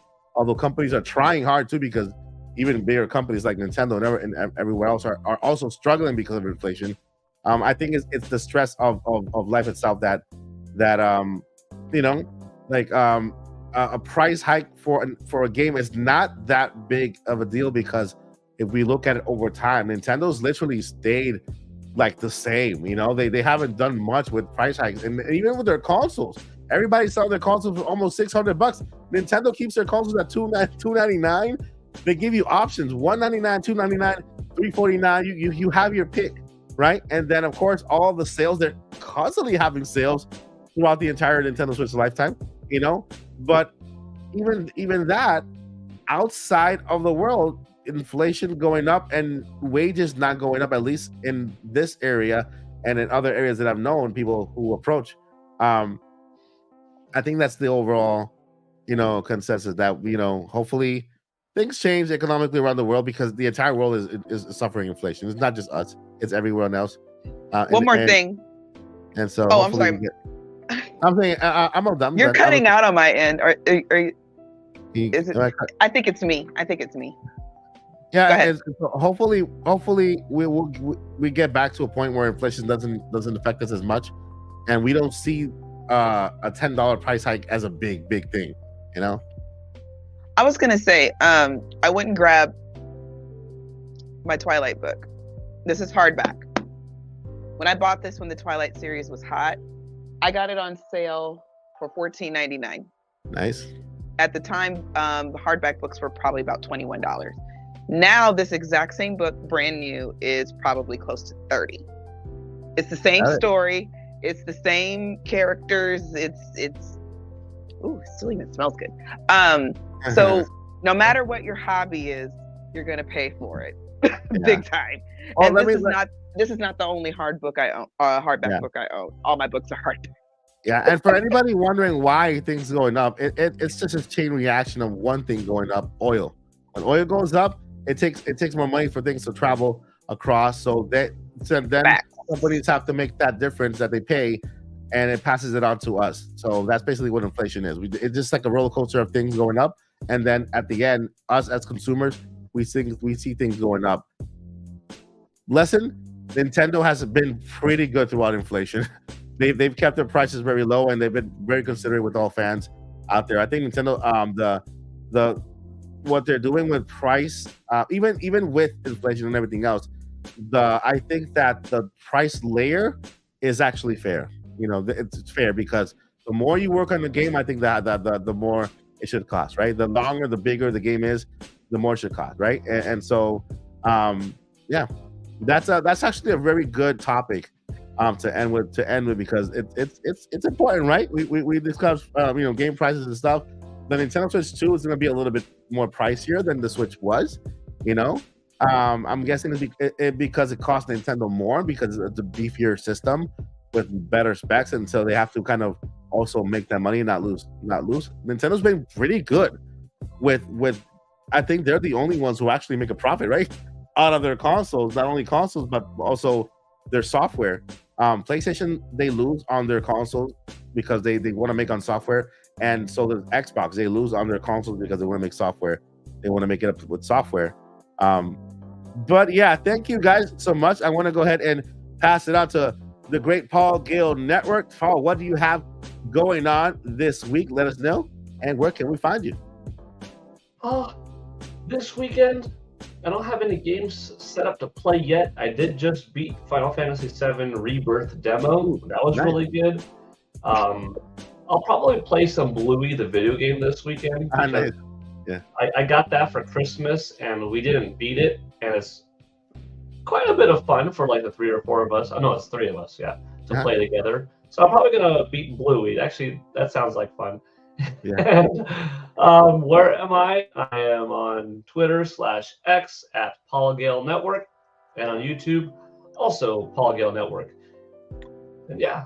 Listen, Paul Gale Network on Twitter and YouTube.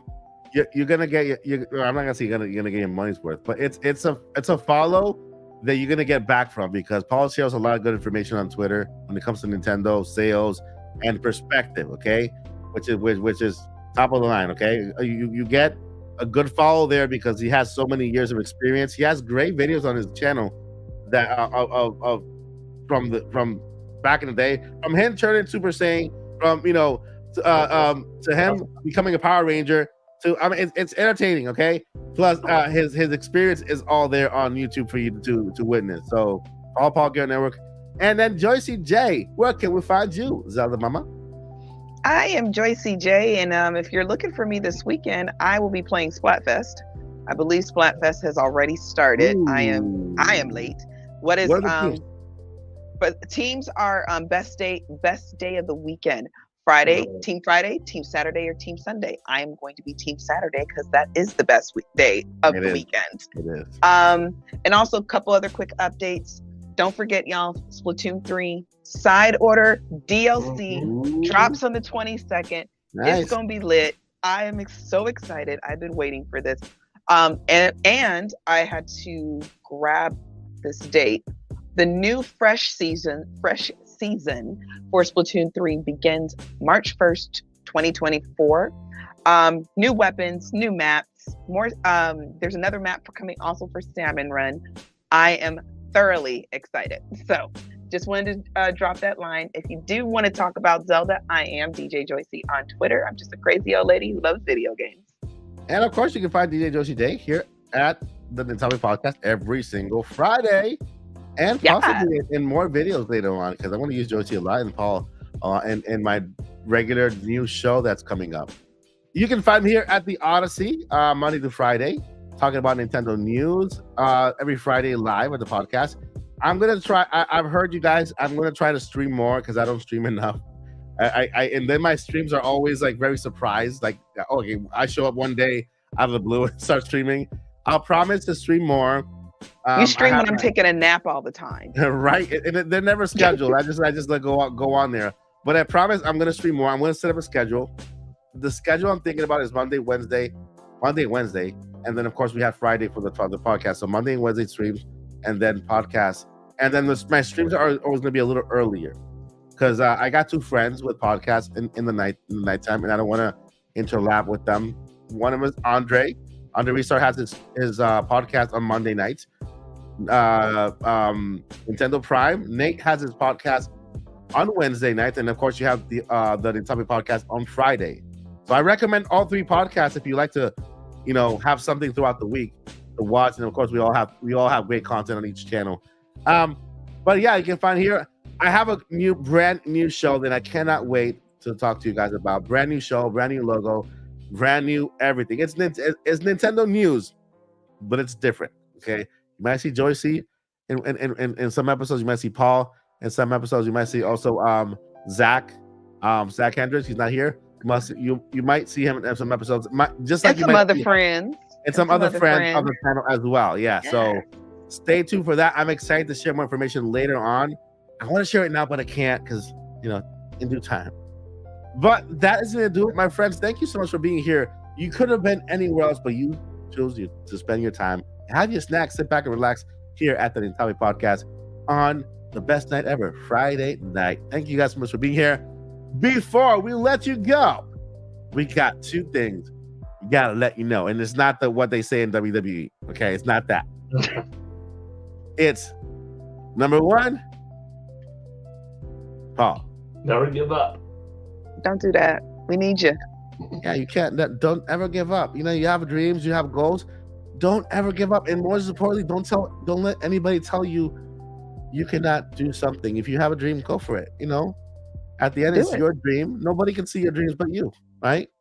So, and number two, journey on. Journey on. Journey continues. And let me see if I can find the music. This is going to be fun. This is the most hilarious part of the whole podcast. Is trying to end the podcast. It never ends. That's a good ending, but let's just go into the direct next week. It's fine. No, that's not it. All right, that is it. Where's Paul? Paul's not dancing. I'm getting the jazz hands ready. Jazz dance too early. A little early. But Paul did his jazz dance early, but you know, I'll let it pass. I'll let it pass, Paul. We have to practice, guys. Practice. A jazz dance. I know everybody in the chat is doing jazz dance, and I know a little jazz dance with us, right? Jazz hands. We need a jazz hands emote. You know, Crazy Scars did it. He did it. Look. He did it. Look, jazz hands. Jazz hands. We did it. Mike, turn the stream off. Take care. Good night, guys. Peace.